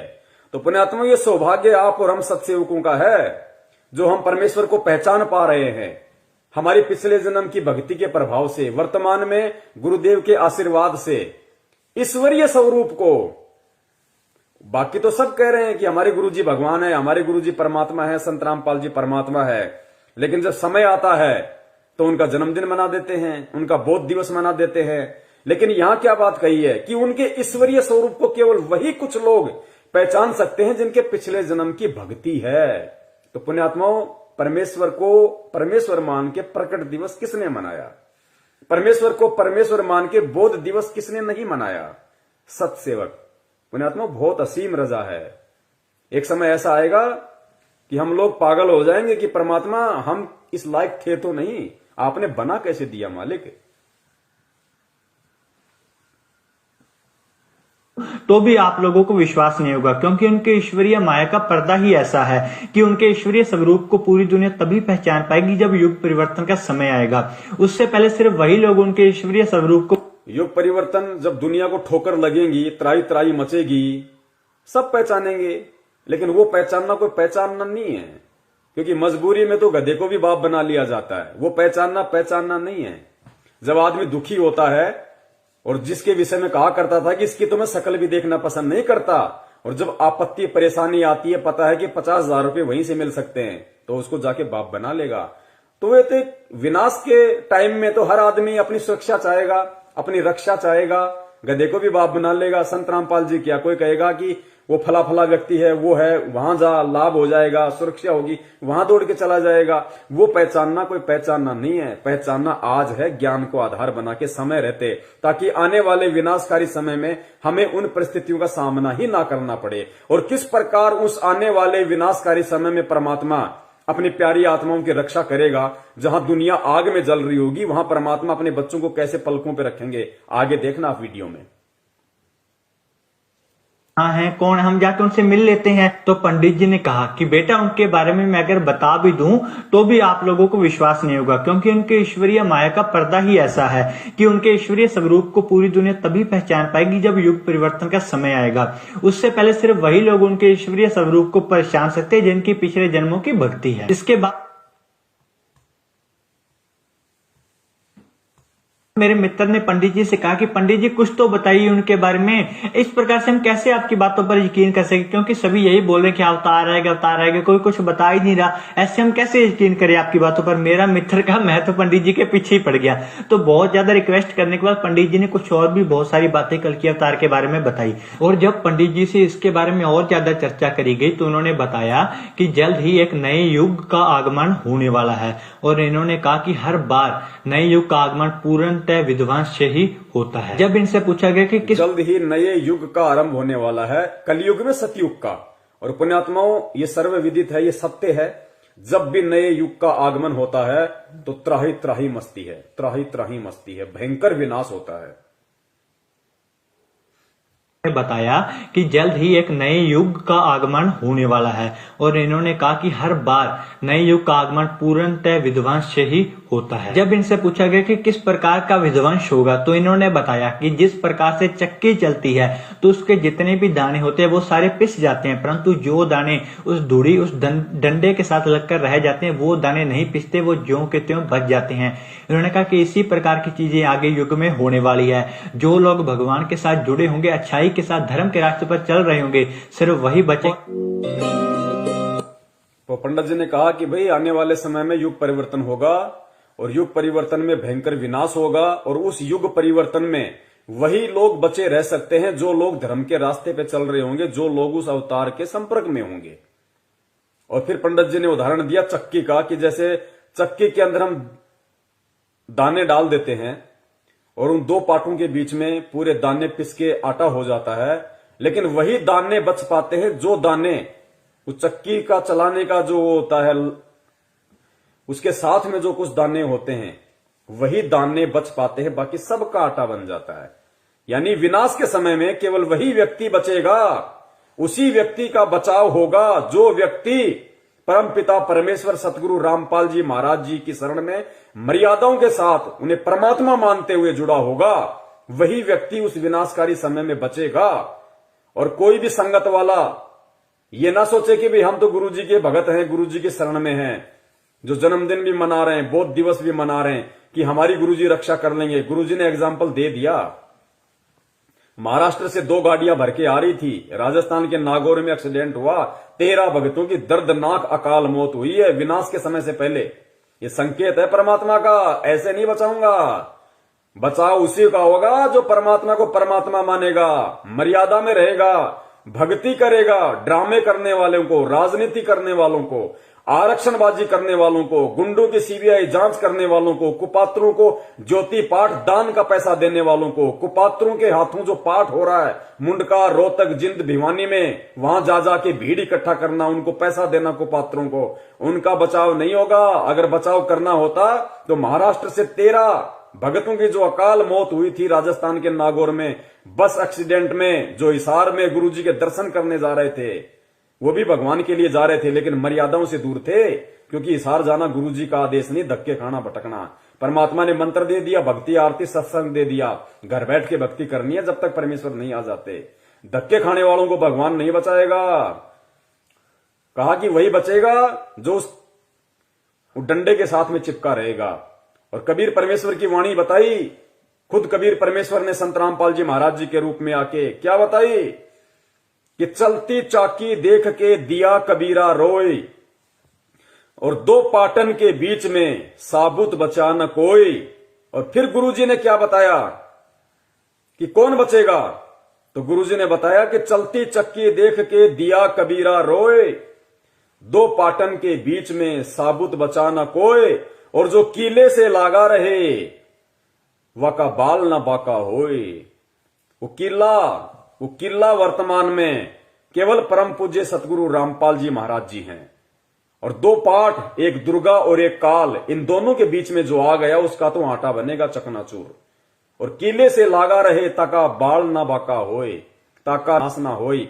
वो किला वर्तमान में पूरी पृथ्वी पे अगर कोई है जिसके संपर्क में रह के अगर कोई सुरक्षित रह सकता है, कोई विनाश के समय में बच सकता है, वो किला केवल परम पूज्य सतगुरु रामपाल जी महाराज जी हैं। वो कल्कि, वो अवतार, वो महापुरुष, वो तारणहार, वो मुक्तिदाता, वो जगत गुरु, वो सायरन, केवल परम पूज्य सतगुरु रामपाल जी महाराज जी है वो किला, जिसके साथ अगर कोई लगा रहेगा। साथ लगने का मतलब है उनकी शरण में, उनकी भक्ति। और उनकी भक्ति वर्तमान में जगह जगह लोगों ने फर्जी नामदान केंद्र खोल रखे हैं।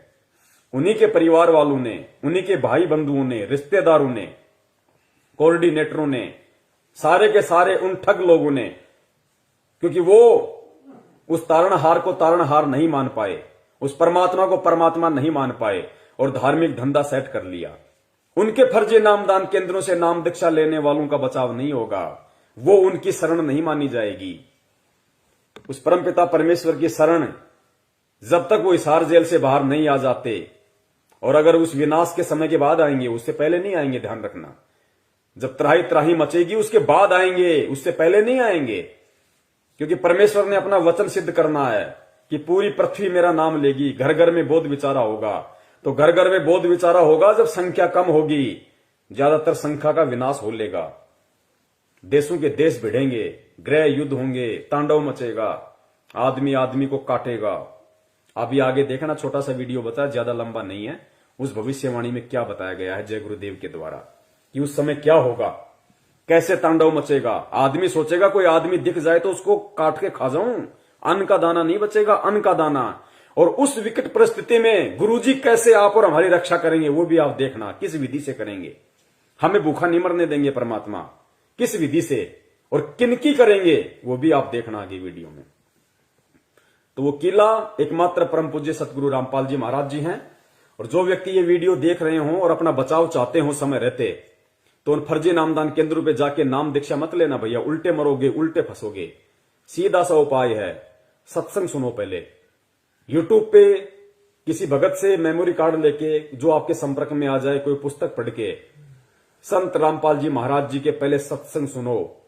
अगर उनके आने तक आप सत्संग भी सुनते रहोगे और सत्संगों के माध्यम से वो जो नियम बताते हैं, जो बुराइयां छोड़ने के लिए कहते हैं, उनको आप छोड़ दोगे, आपका बाढ़ विवाका नहीं होगा, बाढ़ विवाका। और अगर उनको परमात्मा मान के, सत्संग सुन के, ज्ञान को आधार बना के कि धरती पे अगर कोई संत है तो केवल यही है, भगवान अगर कोई धरती पे है तो संत रामपाल जी महाराज है, अगर इतना विश्वास आपको हो जाए, उसके बाद में किसी भी सत्सेवक भाई बहन से संपर्क कर लेना। उसके बाद में अपने घर में परमात्मा की 3 समय की आरती करो, घर में देसी घी का खड़ी बत्ती वाला दीपक जलाओ, परमेश्वर को दंडवत करो, सत्संग सुनो, परमात्मा का शब्द सुनो। बाढ़ बाका नहीं होने देगा परमात्मा, बाढ़ बाका नहीं होने देगा, और कोई तरीका नहीं है। प्रकार की चीजें आगे युग में होने वाली है। जो लोग भगवान के साथ जुड़े होंगे, अच्छाई के साथ धर्म के रास्ते पर चल रहे होंगे, सिर्फ वही बचे। अब देखिए लास्ट पार्ट है ये, उसके बाद में हम परमपिता परमेश्वर जी की दया से थोड़ा आराम करेंगे फिर।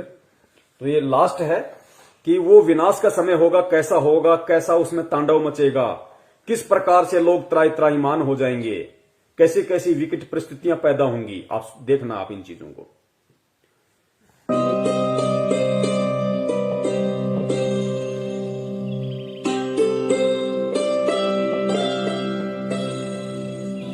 मैं सिर्फ बताता जाऊंगा, आपने सुनते जाना है।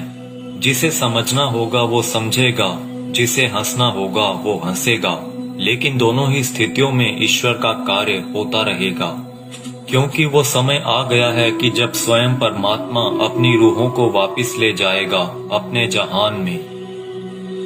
हिंदू, मुस्लिम, सिख, ईसाई हर धर्म को मानने वाले यह जानते हैं कि उनके इष्ट ने फिर से इस मृत्यु लोक में आने की भविष्यवाणी कर रखी है। कलयुग में कलयुग जाएगा, कलयुग में सतयुग आएगा। पाप और अधर्म को चरम तक पहुंचाने में कामयाब मनुष्य ने बहुत ही जल्द अपने विनाश की राह तय कर ली है, और जो पाप और अधर्म का चरम कलयुग के अंतिम चरण में होना चाहिए था, वो इंसान ने अभी ही हासिल कर लिया है। लेकिन अधर्म के विनाश के लिए हर युग में कोई न कोई महाभारत होती जरूर है। जब परिवर्तन होना होता है उस बीच संधि काल होता है, और संधि काल में ईश्वर प्रकट होते हैं और पाप और अधर्म का विनाश कर डालते हैं। देखो ये जगत वाले ये कह रहे हैं जब संधि काल का समय होता है, जब युग परिवर्तन होता है तो परमात्मा खुद प्रकट होते हैं, खुद प्रकट। सुनो इन बातों को। भारत होती जरूर है। जब परिवर्तन होना होता है उस बीच संधि काल होता है, और संधि काल में ईश्वर प्रकट होते हैं और पाप और अधर्म का विनाश कर डालते हैं।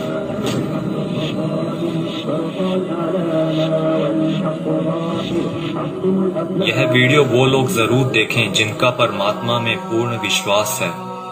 इस वीडियो में दी गई जानकारी को ध्यान लगाकर समझिए। ये जानकारी कोई मनगढ़ंत या काल्पनिक बातें बिल्कुल नहीं है। ओडिशा में 400 साल पहले अच्युतानंद जी द्वारा भविष्य मालिका की रचना की गई थी। अच्युतानंद जी को भगवान श्री कृष्ण के परम सखा सुदामा का पुनर्अवतार माना गया है, जिसमें उन्होंने कलयुग के खत्म होने की भविष्यवाणी की है, जो कि गणनानुसार आने वाले कुछ वर्षों में हो सकता है। इसमें उन्होंने परमात्मा के प्रकट होने से पहले भारत के जो अंतिम प्रधानमंत्री होंगे उनके बारे में भी बताया है, और जो गुण बताए हैं वो वर्तमान के प्रधानमंत्री से मेल खाते हैं। यानी लोकतांत्रिक भारत के अंतिम प्रधानमंत्री होंगे श्री नरेंद्र मोदी, और उसके बाद होगा उस ईश्वर का प्रकट होना, और पूरे भारत में मिलिट्री शासन होगा, या कहीं राजतंत्र कायम हो। अंतिम प्रधानमंत्री नरेंद्र मोदी होगा, पूरे देश में मिलिट्री शासन होगा, उसके बाद प्रकट होगा कौन? परम पूज्य सतगुरु रामपाल जी महाराज जी। उसके बाद पूरी दुनिया के सामने आएंगे।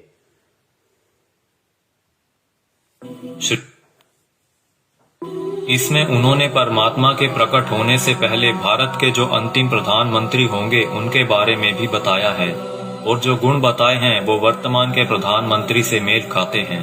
यानी लोकतांत्रिक भारत के अंतिम प्रधानमंत्री होंगे श्री नरेंद्र मोदी, और उसके बाद होगा उस ईश्वर का प्रकट होना, और पूरे भारत में मिलिट्री शासन होगा, या कहीं राजतंत्र कायम हो जाएगा, और पूरे विश्व में सनातन धर्म की पुनर्स्थापना होगी। हम बहुत ही भाग्यशाली हैं जो इस समय में जी रहे हैं जब इतिहास लिखा जाएगा, और हमें उस दिव्य पुरुष परमात्मा को साक्षात देखने का मौका भी मिल सकता है। पद्म पुराण के छठे खंड में 71वें सेट पर श्लोक नंबर 279 से 282 में बताया गया है कि वो दुष्टों का विनाश करेंगे, पृथ्वी की हुई दुर्गति को ठीक करेंगे, अपनी सेना द्वारा ईश्वरीय नियमों को स्थापित करेंगे। वो पूरी दुनिया के एकमात्र शासक होंगे जिन पर किसी का नियंत्रण नहीं होगा, यानी कि वो सबसे ऊपर होंगे। वो पूरी दुनिया पर धर्म की विजय पताका फहराएंगे और पूरे विश्व के लिए पूजनीय होंगे। जब वो सामने आएंगे तो देश में इमरजेंसी लागू होगी। पूरी दुनिया के टीवी चैनल्स के जरिए सभी लोग उन्हें जान जाएंगे। उनकी सेना होगी, एडमिनिस्ट्रेशन होगी और उनके समाज सेवी मनुष्य भी होंगे। फ्रांसीसी भविष्यवक्ता माइकल द नास्ट्राडामस की भविष्यवाणियों पर पूरी दुनिया के लोग यकीन रखते हैं, क्योंकि वो हमेशा सच साबित होती रही हैं। जिसमें उन्होंने 2020 को एक बहुत ही हिंसक साल बताया है, जहां दुनिया के बड़े बड़े देशों में गृह युद्ध के हालात होंगे। 2020 में ही सदी का सबसे बड़ा आर्थिक संकट भी आएगा। इसी समय में लोग काफी जागरूक हो चुके होंगे और लोगों में एक तरह का आध्यात्मिक झुकाव देखने को मिलेगा। नास्ट्राडामस की ये सभी भविष्यवाणियां सेंचुरी नामक पुस्तक में दर्ज हैं। उनकी भविष्यवाणियों में कुछ भविष्यवाणियां ये भी हैं। जल्द ही दुनिया का तारनहार जन्म लेगा। वो एक ऐसे देश में जन्म लेगा जिसका नाम किसी समुद्र के नाम से जुड़ा होगा। आप जानते ही हैं कि पूरे विश्व में प्राचीन समय से ही भारत ही एक ऐसा देश है जिसका नाम एक समुद्र के नाम से जुड़ा है, हिंद महासागर। आगे नास्ट्राडामस लिखते हैं, मैं उसे जब जब देखता हूँ मेरा सर सजदे में झुक जाता है। वो दुनिया को ऐसा ज्ञान बताएगा जो आज तक किसी ने नहीं दिया होगा। स्वयं को ज्ञानी विद्वान कहलाने वाले सभी उसके समक्ष नतमस्तक होंगे। वो सभी आत्माओं को वापस अपने देश ले जाएगा। माना जाता है कि ईश्वर के अवतार का प्रकट होना वैश्विक त्रासदी के समय में होगा। आज चारों ओर डर और हिंसा का माहौल है। तरह तरह की आपदाएं नित प्रतिदिन आती रहती हैं और आने वाला समय भी पता नहीं क्या लेकर आ रहा है। क्या यह वैश्विक त्रासदी का समय नहीं है? मनुष्य बहुत ही छोटा हो जाएगा और उसके सभी अस्त्र शस्त्र निष्फल हो जाएंगे। आज मनुष्य में नैतिक चारित्रिक गुणों का पतन होता जा रहा है और वर्तमान समय में चल रही महामारी के लिए मनुष्य के सभी प्रयास भी निष्फल हो चुके हैं। कई सौ वर्ष पहले हुए संत सूरदास और संत रविदास जी ने भी उस अवतार के लिए भविष्यवाणियां कर रखी हैं, जिनके ऊपर हमने अलग से वीडियो बना रखी है। हो सकता है कि इस संधि काल के बाद ईश्वर द्वारा चुने गए कुछ मनुष्य ही अगले युग में कदम रखें। इसीलिए इस समय में हम सभी को पूर्ण रूप से, पूर्ण प्रयत्न से अपना आध्यात्मिक विकास करने की जरूरत है।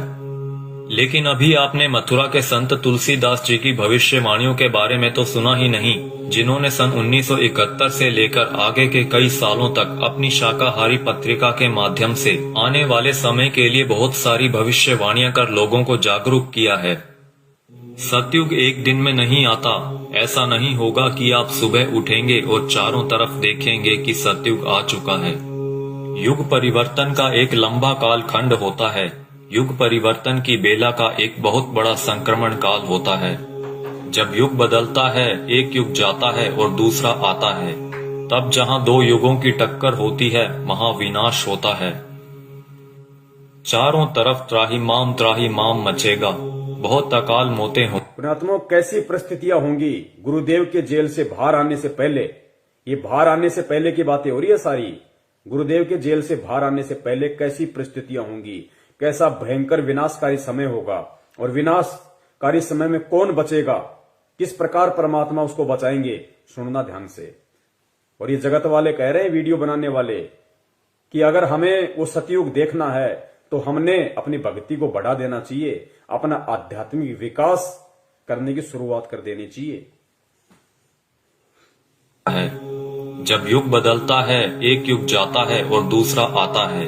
तब जहां दो युगों की टक्कर होती है, महाविनाश होता है। चारों तरफ त्राही माम मचेगा, बहुत अकाल मौतें होंगी। लोग कीड़े मकोड़ों की तरह मरेंगे, लाशें पड़ी सड़ेंगी, उनको उठाने वाले नहीं मिलेंगे, कौन किसको उठाएगा। अब देखना, जो भगत भाई बहन 50 गज के प्लाट के लिए मारामारी करते हैं ना बिना ज्ञान के, बना लो, उधार ले लो, ये ले लो, वो कर लो, गुरुजी ने मुझे क्या मुझे लाभ दे दिया, मेरा कोई प्लाट नहीं बन पाया, मेरी कोई नौकरी नहीं लग रही, ये हो गया, फलाना हो गया, बिना ज्ञान के जो त्रुटियां निकालते रहते हैं। सुनो, आने वाले समय में क्या होगा, ये दुनिया के प्लाट खाली पड़े रहेंगे, जाके बस जाना किसी में भी। काल होता है। जब युग बदलता है, एक युग जाता है और दूसरा आता है। तब जहां दो युगों की टक्कर होती है, महाविनाश होता है। चारों तरफ त्राही माम मचेगा, बहुत अकाल मौतें होंगी। लोग कीड़े मकोड़ों की तरह मरेंगे, लाशें पड़ी सड़ेंगी, उनको उठाने वाले नहीं मिलेंगे, कौन किसको उठाएगा। बच्चा, आज आप मुट्ठी भर पैसे लेकर जाते हो और बोरा भरकर अनाज लाते हो। आप बोरा भरकर नोट ले जाओगे लेकिन मुट्ठी भर अनाज नहीं मिलेगा, अन्न का दाना नहीं मिलेगा। नाली में पड़े रोटी के टुकड़े को देखकर सोचोगे कि उठाकर खा लिया जाए। अन्न का दाना नहीं मिलेगा, नाली में पड़े हुए रोटी के टुकड़े को देखकर सोचोगे कि खा लिया जाए वरना मरेंगे। उस समय में परमात्मा क्या करेगा अपने भगत के साथ, जो वर्तमान में उनको परमात्मा मान के मर्यादा में रह के भक्ति कर रहा होगा। आगे देखना। कौन किसको उठाएगा। बच्चा, आज आप मुट्ठी भर पैसे लेकर जाते हो और बोरा भरकर अनाज लाते हो। आप बोरा भरकर नोट ले जाओगे लेकिन मुट्ठी भर अनाज नहीं मिलेगा, अन्न का दाना नहीं मिलेगा। नाली में पड़े रोटी के टुकड़े को देखकर सोचोगे कि उठाकर खा लिया जाए।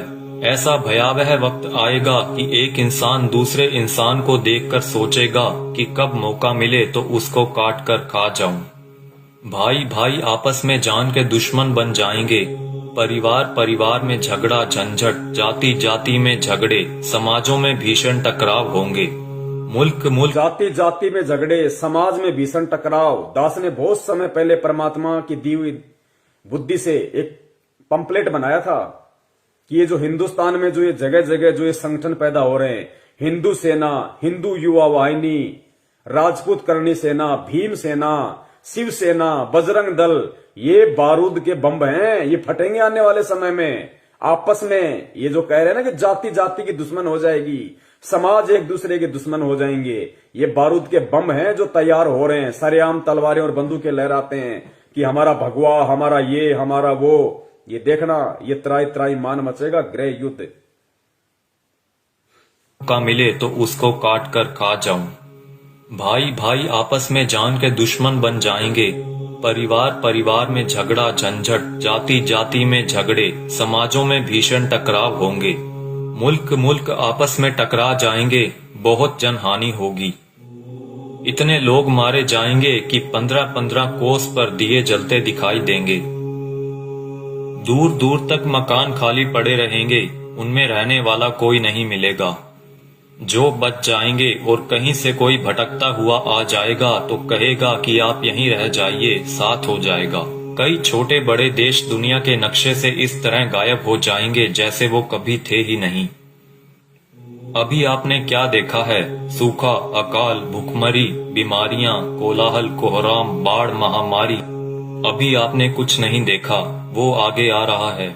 उसके एक बार से 200-200 गांव खत्म हो जाएंगे। बड़े बड़े शहरों का नामो निशान तक मिट जाएगा।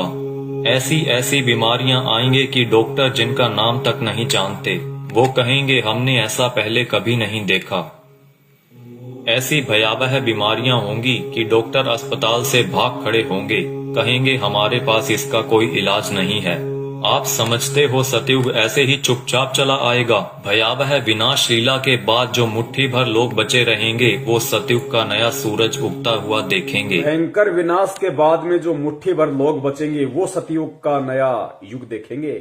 वो पुण्यात्माएं होंगी जो भक्ति करेंगी, जो गुरु जी के चरणों में लगी रहेंगी, जो किसी भी पाखंडी नकली गुरु धर्म गुरु के कहने पे उनकी वाणियों का उल्टा सीधा अर्थ बता बता के, पाखंडी जैसे वो मदन पंथ में कौन है वो नालायक, ऐसे लोगों के कहने से, उनके बहकाव में आने से जो अपने गुरु के प्रति अपनी श्रद्धा को खत्म कर देंगे, विश्वास को खत्म कर देंगे, शक और शंका की दृष्टि से अपने गुरु को देखने लगेंगे, भक्ति और ज्ञान को देखने लगेंगे, वो आने वाले सतयुग का स्वागत नहीं करेंगे, वो नहीं बचेंगे उस समय तक।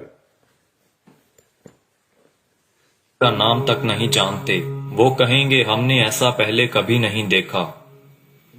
ऐसी भयावह बीमारियां होंगी कि डॉक्टर अस्पताल से भाग खड़े होंगे, कहेंगे हमारे पास इसका कोई इलाज नहीं है। आप समझते हो सतयुग ऐसे ही चुपचाप चला आएगा। भयावह विनाश लीला के बाद जो मुट्ठी भर लोग बचे रहेंगे वो सतयुग का नया सूरज उगता हुआ देखेंगे और सतयुग की अगवानी के साक्षी बनेंगे। मुझे जो करना था मैंने अपना काम कर दिया है, अब कुदरत अपना काम करेगी। आने वाले समय में यूएनओ भारत में चलेगी, सुरक्षा परिषद भारत में आएगी, विश्व का न्याय भारत में होगा, देश और दुनिया का तख्ता पलट होगा, छोटे छोटे राष्ट्रों का भारत में विलय होगा, देश में प्राकृतिक और दैवीय प्रकोपों से भारी जनहानि होगी। 20 करोड़ लोग एक झटके में लापता हो जाएंगे। आबादी बहुत ही कम रह जाएगी। भारत की बहुत कम आबादी होने पर भी भरपेट खाना नहीं मिलेगा। इतने कष्ट आएंगे कि लोगों की कचूमर निकल। भारत की बहुत कम आबादी बचेगी, कहते हैं उसके बाद भी भरपेट खाने के लिए भोजन नहीं बचेगा लोगों के पास में। ही कम रह जाएगी। भारत की बहुत कम आबादी होने पर भी भरपेट खाना नहीं मिलेगा। इतने कष्ट आएंगे कि लोगों की कचूमर निकल जाएगी। चारों तरफ विश्व युद्ध होगा। कीटाणु बमों का प्रयोग किया जाएगा। एक सफेद पोशाकधारी ही युग परिवर्तन का कारण बने। बंदी छोड़ सतगुरु रामपाल जी महाराज की जय हो। एक सफेद पोशाकधारी, क्योंकि ये जितने भी भविष्य वक्ता हैं विदेशी, ये जो परमेश्वर को देख रहे हैं, उस अवतार को देख रहे हैं, ये गुरु जी के वर्तमान रूप को देख रहे हैं। एक सफेद पोशाकधारी जिसका गौर वर्ण होगा, चरम विहीन पादुकाएं होंगी, मस्तक पे अर्धचंद्र का निशान होगा। ये सतगुरु रामपाल जी महाराज जी के वर्तमान रूप को देख रहे हैं। अपनी भविष्यवाणियों में उन्होंने वर्तमान समय को उन्होंने देखा था। एक सफेद पोशाकधारी ही युग परिवर्तन का कारण बनेगा। मिलेगा। रूपानंद कह रही है कि वो उत्तराखंड में है, साधु संत है। यहां तो लाल कपड़े वाले हैं सारे, गले में मोटी मोटी रुद्राक्ष की मालाएं पहने बैठे हैं। कोई मुंडित है, कोई चंडित है, कोई जटाधारी है, कोई लंगोटाधारी है। सफेद पोशाकधारी तो केवल परम पूज्य सतगुरु रामपाल जी महाराज है। आबादी बहुत ही कम रह जाएगी। भारत की बहुत कम आबादी होने पर भी भरपेट खाना नहीं मिलेगा। इतने कष्ट आएंगे कि लोगों की कचूमर निकल जाएगी। चारों तरफ विश्व युद्ध होगा। कीटाणु बमों का प्रयोग किया जाएगा।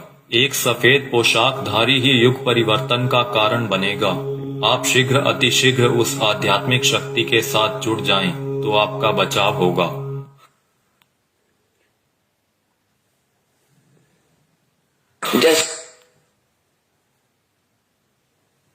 तो पुण्यात्माओं, सुना आपने किस तरीके का तांडव अभी मचना बाकी है, और उस तांडव में किस प्रकार से विकट परिस्थितियां देश और दुनिया के सामने पैदा होंगी, और उन विकट परिस्थितियों में कौन और किस तरह के व्यक्ति ही बच पाएंगे।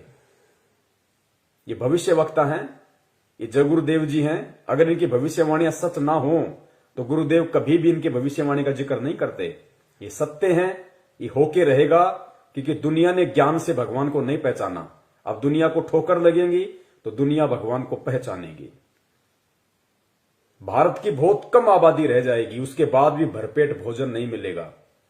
दाने दाने को लोग तरस जाएंगे, दाने दाने को। और नाली में, गंदी नाली में अगर कोई रोटी का टुकड़ा किसी को दिख जाएगा तो सोचेगा खा ले उठा के। ऐसी विकट परिस्थितियां पैदा होना बाकी हैं, और हम कर रहे हैं राजनीति। कभी बीजेपी को वोट, कभी कांग्रेस को वोट, कभी आरक्षणबाजी, कभी जाटों के आरक्षण में जाओ, माता बहनों को लेके जाओ, गुंडों की सीबीआई जांच कराओ। मस्ती सूझ रही है, मौज हो रही है। अभी देखना आगे चल के क्या बनेगा। भले तुम भगत हो, भगत वो है जो मर्यादाओं में रहता है, परमेश्वर को परमेश्वर मानता है। तो वो जो विनाशकारी जो समय जो बताया है भविष्य वक्ताओं ने, कि दाने दाने को लोग तरस जाएंगे, ना कोई काम होगा, ना कोई धंधा होगा, ना कोई खेती होगी, कुछ नहीं होगा। उस समय जो लोग बचे होंगे वो भी भुखमरी के शिकार होंगे, दाने दाने को तरसेंगे। गंदी नाली में रोटी का टुकड़ा होगा, सोचे खा लो। तो पुण्यात्माओं, उस समय में वो परमपिता परमेश्वर, वो बंदी छोड़ सतगुरु रामपाल जी महाराज, जो अवतारी पुरुष है, महापुरुष है, तारणहार है, वो किन आत्माओं की रक्षा करेगा और किस तरह से रक्षा करेगा। वो उन आत्माओं की रक्षा करेगा जो परमेश्वर को परमेश्वर मानेंगी, जो उन्हें मुक्ति दाता मानेंगी, हृदय से, आत्मा से, जुबान से नहीं। और घर में अन्न का दाना ना होने पर भी वो परमात्मा किस तरीके से अपने बच्चों की रक्षा करेगा। पुण्यात्माओं, सबसे बड़ा भविष्य वक्ता परमात्मा होता है, जो आज धरती पे संत रामपाल जी के रूप में है। लेकिन परमात्मा स्पष्ट रूप से जिक्र नहीं करते, परमात्मा संकेत कर देते हैं। तो आने वाले जो समय है भयंकर, आप और हमारे रहते सहते जो समय आएगा, उस समय के लिए परमात्मा ने कई बार सत्संगों में संकेत किया है और इशारा कर दिया परमात्मा ने कि पुण्यात्माओं, किस प्रकार भगवान तुम्हारे साथ में रहेगा, चिंता मत करना, घबराना मत, मैं सदा तुम्हारे पास में रहूंगा। किस प्रकार दया करेगा परमात्मा, इस वीडियो को सुनिए पुण्यात्माओं और परमेश्वर के चरणों में नतमस्तक हो जाओ। कभी सपने में भी मत सोचना किसी और नालायक की तरफ, किसी साधु संत महंत पाखंडी की तरफ, किसी अन्य संत पंथ की तरफ जाने की सौपन में भी मत सोचना, वरना पतिव्रता धर्म से डिग जाओगे। फिर रक्षा करने वाला इस भगवान के अलावा दुनिया में कोई नहीं है। उस विनाश के समय में, उस संघर्ष के समय में परमात्मा उसी आत्मा के साथ रहेगा जो वर्तमान के संघर्ष में परमात्मा के चरणों में पड़ा रहेगा। काल हमें जो तोड़ने की कोशिश कर रहा है, जीव आत्माओं को डिगाने की कोशिश कर रहा है, हर तरीके से सतलोक आश्रम मैनेजमेंट हरियाणा के द्वारा नित नए पीले पीले पर्चे निकाल के ज्ञान विरुद्ध आदेश दे दे के हराम की कमाई, राजनीतियां करवा के, आरक्षणबाजी करवा के, ये काल की चाल है। ये उस विनाशकारी समय में आपकी रक्षा ना हो उसके लिए आपको तोड़ रहा है। आप सोच रहे हो हम गुरुजी के शरण में हैं, आप कांग्रेस को, बीजेपी को वोट दे रहे हो भगत होके, आरक्षणबाजी कर रहे हो, कुपात्रों को दान दे रहे हो, ये कोऑर्डिनेटर भगतों की लड़कियां ले लेके भाग रहे शादीशुदा होने के बाद, इनको दान दे रहे हो, ये भगोड़ों को दान दे रहे हो, गुरुजी के कलयुगी झूठे मक्कार परिवार को, बेटा बेटी उनकी पत्नी को आप दान दे रहे हो। ये उस विनाशकारी समय में आप अपनी गर्दन पे तलवार रख रहे हो। दान सुपात्र को दिया जाता है, कुपात्र को नहीं। मर्यादाओं से दूर हो रहे हो आप। ये रोहतक मुंड का जिंद दीवानी हरियाणा में जो ढोंग कर रखा है इन लोगों ने, आदरणीय गरीबदास जी महाराज जी के पाठ प्रकाश का 150 दिन से ये लोग धन प्राप्ति के लिए जो ड्रामा कर रखा है, तुम सोच रहे हो हमें पुण्य मिलेंगे। गुरुदेव कहते हैं तुम करत हो पुण्य होत है पापम, तुम पुण्य समझ के कर रहे हो लेकिन अज्ञानता में तुम पाप के भागी बन रहे हो। बचाव नहीं होगा तो किनका बचाव होगा उस समय और कैसे बचाव होगा? बचाव उनका जो मर्यादाओं में रह के परमेश्वर को परमेश्वर मान के भक्ति करेंगे, जो उनका जन्मदिन नहीं मनाएंगे, उनका बौद्ध दिवस नहीं मनाएंगे, उनके नाम पे किसी भी राजनीतिक दल के चमचे बन के नहीं रह जाएंगे। उनकी परमात्मा रक्षा करेगा जो वर्तमान के संघर्ष के समय को झेल लेगा।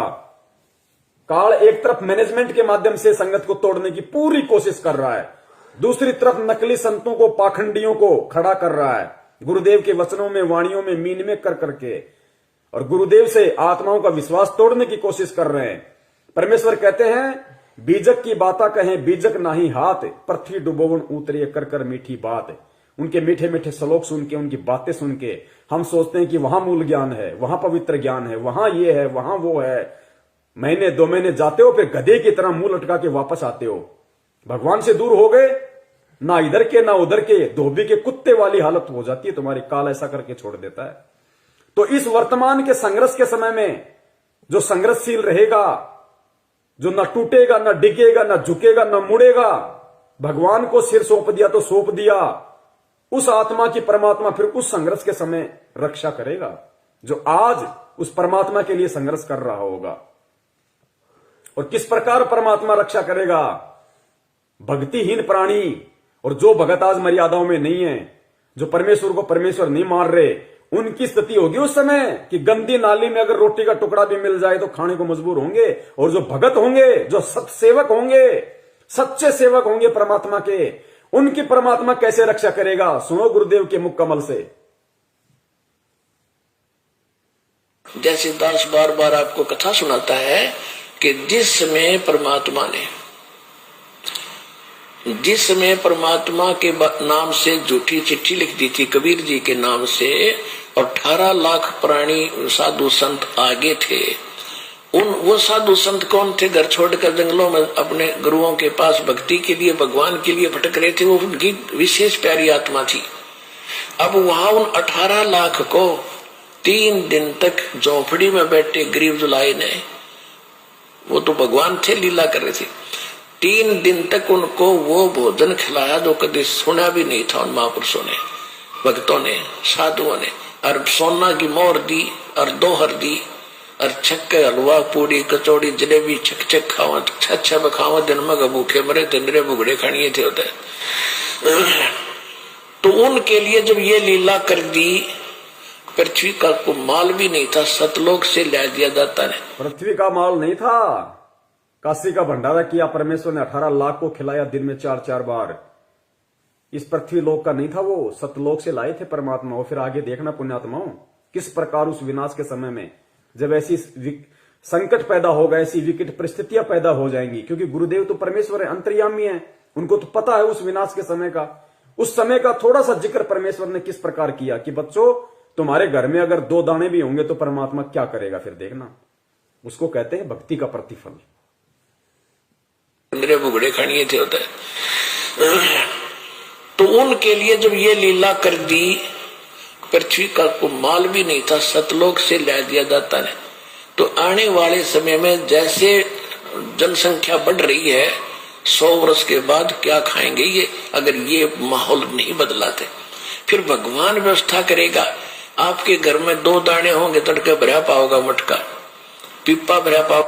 आपके घर में 2 दाने होंगे ना, 2 दाने, तो परमात्मा कहते हैं भक्तिहीन प्राणियों की तरह मैं तुम्हें गंदी नाली में पड़ा हुआ रोटी का टुकड़ा नहीं खाने दूंगा। बच्चों तुम्हारे घर में अगर 2 अन्न के दाने भी होंगे रात को, तो सुबह तुम्हारे उठने से पहले परमात्मा उस मटके को अनाज से भर देगा। ऐसी रक्षा करेगा परमेश्वर अपनी आत्माओं की। इसलिए हमारे को विश्वास होना चाहिए दृढ़ अटल कि धरती पे अगर भगवान है तो संत रामपाल जी महाराज है, उनके अलावा कोई पुरुष नहीं है। बंदी छोड़ सतगुरु रामपाल जी महाराज की जय। पिका को माल भी नहीं था, सतलोक से ला दिया जाता है।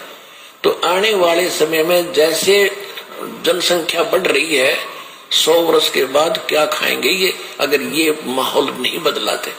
फिर भगवान व्यवस्था करेगा, आपके घर में फिर भगवान व्यवस्था करेगा। आज हम जो काम धंधा कर रहे हैं, 2 के 4 कर रहे हैं, हम जो अपना दिमाग चला रहे हैं कि हम कर रहे हैं तो खा रहे हैं, ये सब फेल हो जाएंगे। आज भी परमात्मा दे रहा है, आज भी परमात्मा ही करवा रहा है। कैसे करेगा परमात्मा, देखना। माहौल नहीं बदलाते।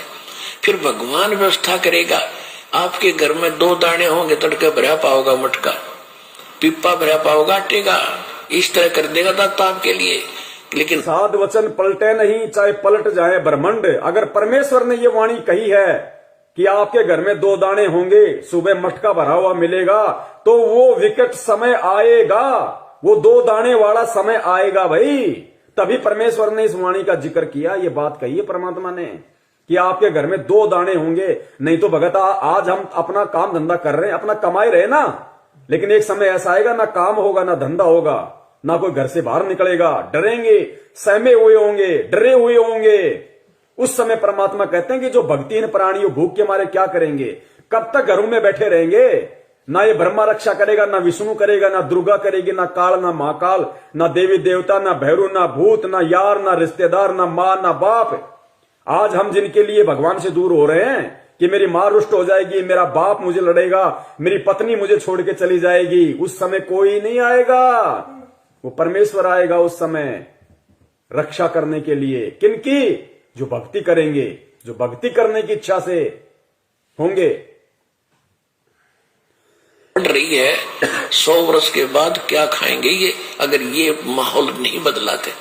फिर भगवान व्यवस्था करेगा, आपके घर में 2 दाने होंगे, तड़के भरा पाओगा मटका, पिप्पा भरा पाओगा आटेगा। इस तरह कर देगा दाता आपके लिए। लेकिन भक्ति करवाने के लिए छोड़ सतगुरु रामपाल जी महाराज की जय हो। ये उनकी करेगा जो भक्ति करेंगे, और जो बकवाद ये उनकी करेगा जो भक्ति करेंगे, और जो बकवाद करेगा वो अपना करते रहेंगे, वो गंदी नाले के टुकड़े खाते रहेंगे भगत होके भी। पिप्पा भरा पाओगा आटेगा। इस तरह कर देगा दाता आपके लिए। लेकिन भक्ति करवाने के लिए